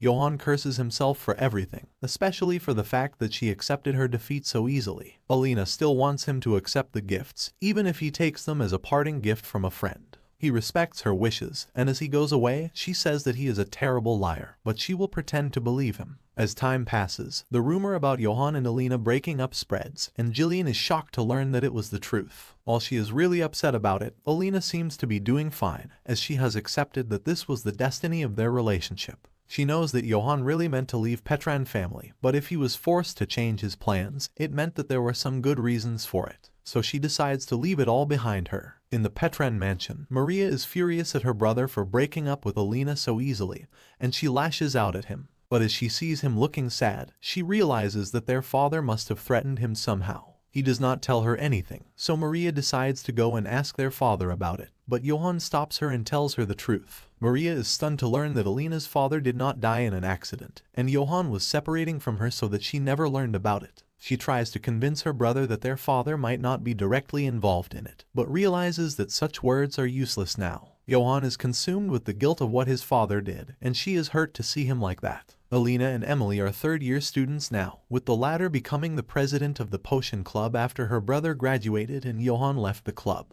Elena still finds it hard to get over her breakup, and as she thinks about Johan, Mark comes there. He notices her looking sad and tells her that she can cry if she wants, but Elena replies that she is not going to cry because her tears have dried a long time ago. When she was a child, it hurt her to see her mother get sad when she cried, so she made it a habit of not crying even when she was feeling terrible. Then Mark suddenly walks up to the window and pulls the curtains, telling Elena to do whatever she wants in the room as no one will be watching her. On the other hand, Vanessa confirms from Johan what she learned from the Duke. She knows that Duke Petran does not think of her as anything more than a mindless pawn, and that was the only reason he could tell her the dark secret. She asks Johan about his plans now, and he says that he is leaving Preston and going to Deuton after leaving his family. Vanessa is shocked to learn that he has already received permission from the Emperor to leave House Petran. She thinks that he must have been planning it for a long time so that he could be with Elena, but now he has to leave her. She suggests that he at least talk with Elena to give her closure, but he does not want to hurt her and even requests that Vanessa not tell her about it. She gets flustered but says that she will not tell her anything.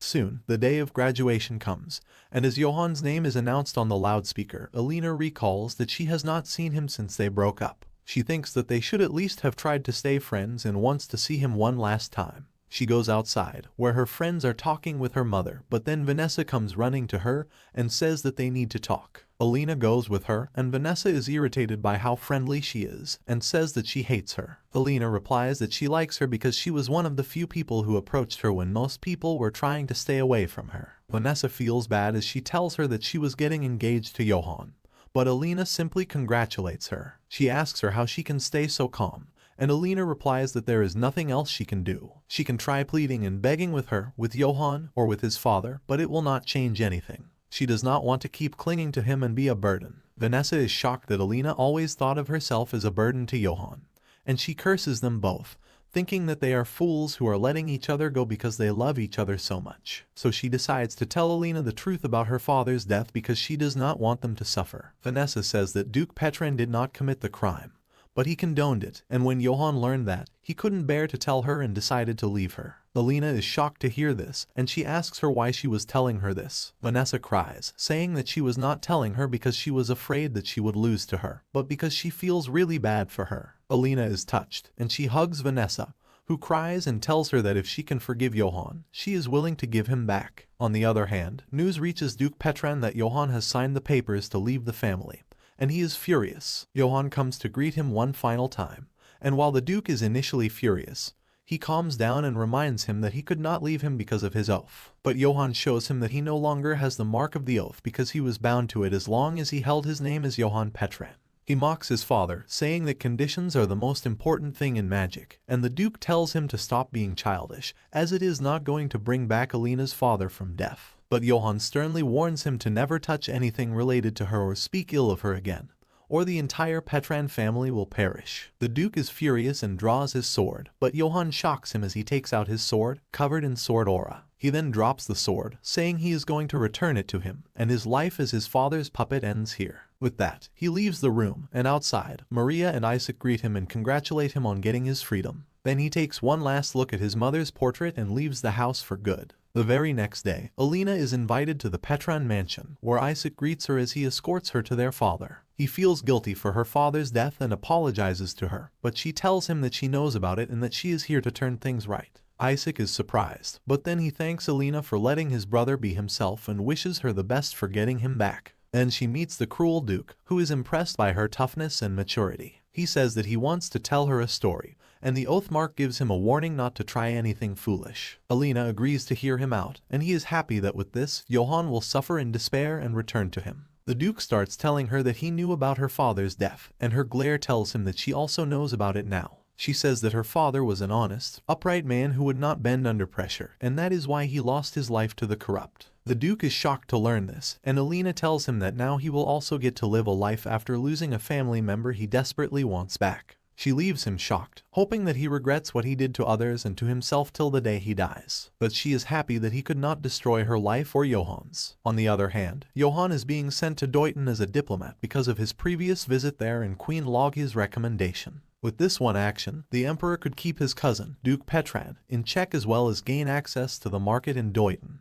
Johan has also asked the queen to transfer all of his salary and profits to be delivered to Elena, but he still does not think that it can compensate her for everything she has suffered. Then he notices the gift she had given him on his birthday, and he has not yet opened it. Johan decides to see what it is and finds a picture with the story of a boy who was loved by his parents and his siblings. Then he met a girl, and they fell in love and started a family, living happily forever after. Johan breaks into tears as he reads the book and sees a sketch of himself and Elena, who wanted to give him the happy life he never had. He falls to his knees, thinking about her, when someone knocks on his door. Johan collects himself as he answers the door, and he is shocked to find Elena there. He wonders if he is dreaming and gently touches her face to find that she is really here. Elena says that she came here to deliver his diploma as he did not come to the graduation, and Johan thinks that she would not come to see him for any other reason. But then he notices that her hands are empty, and she tells him that she was just kidding. Elena says that she lost her father years ago, and not long ago, she lost herself as well. Johan cannot even look her in the eye as he apologizes, but she holds his face, telling him to not live the rest of his life trying to repent. She tells him that she had clearly told his father that this time she was going to take Johan away from him, and he cannot believe it. He was sure that she would hate him for learning the truth, but she says that she wants to live with him, regardless of what families they come from. Elena offers him her hand, and Johan holds it and then hugs her as he starts crying.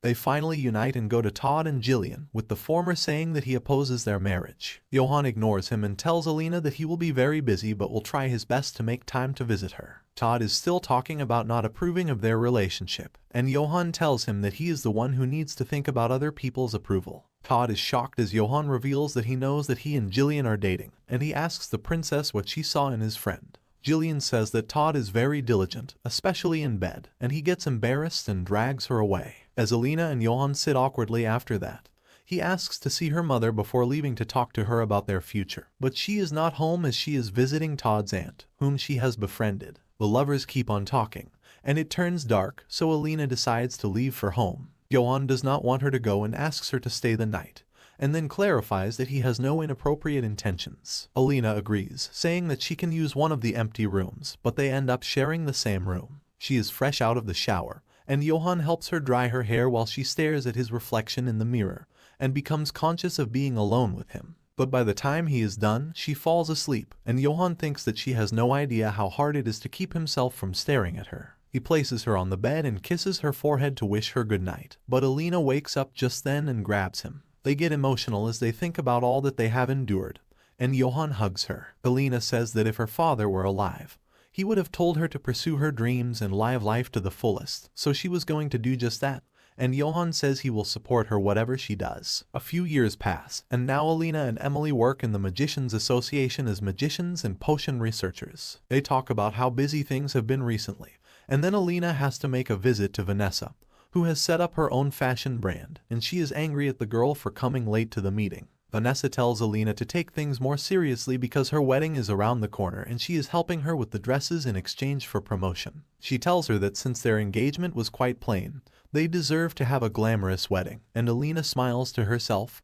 thinking about Johan, who is her fiancé now. Johan is in Deuton right now, working as a diplomat and a merchant, all while dealing with nosy people like Newman, who is now a reputed knight. He teases Johan about not being able to see his fiancée, and then leaves as Amnon comes with a glass of wine. Johan says that he did not order it, but the attendant says that someone else told her to give it to him. As soon as he realizes who sent it, Amnon tells her that he should go to the tower. He runs there to meet Elena, who says that she came here for him. Rodok had to work with the Magicians Association in Prieston, and he wanted her to be the one who worked with him. Using this opportunity, she came to see him. Johan hugs her before she can complete her explanation, and they talk about how much they missed each other. They talk about their visit to Deuton when they were students, and it was here that she gave him hope and strength to stand against his family. Johan caresses her, thanking her for coming into his life and letting him live as himself. He confesses his love to her again as they kiss. Not long after that, they get married in a grand ceremony with the blessings of their well-wishers. Johan cannot take his eyes off his bride, and then he notices that goddess Fiona is blessing her. The wedding ceremony ends beautifully,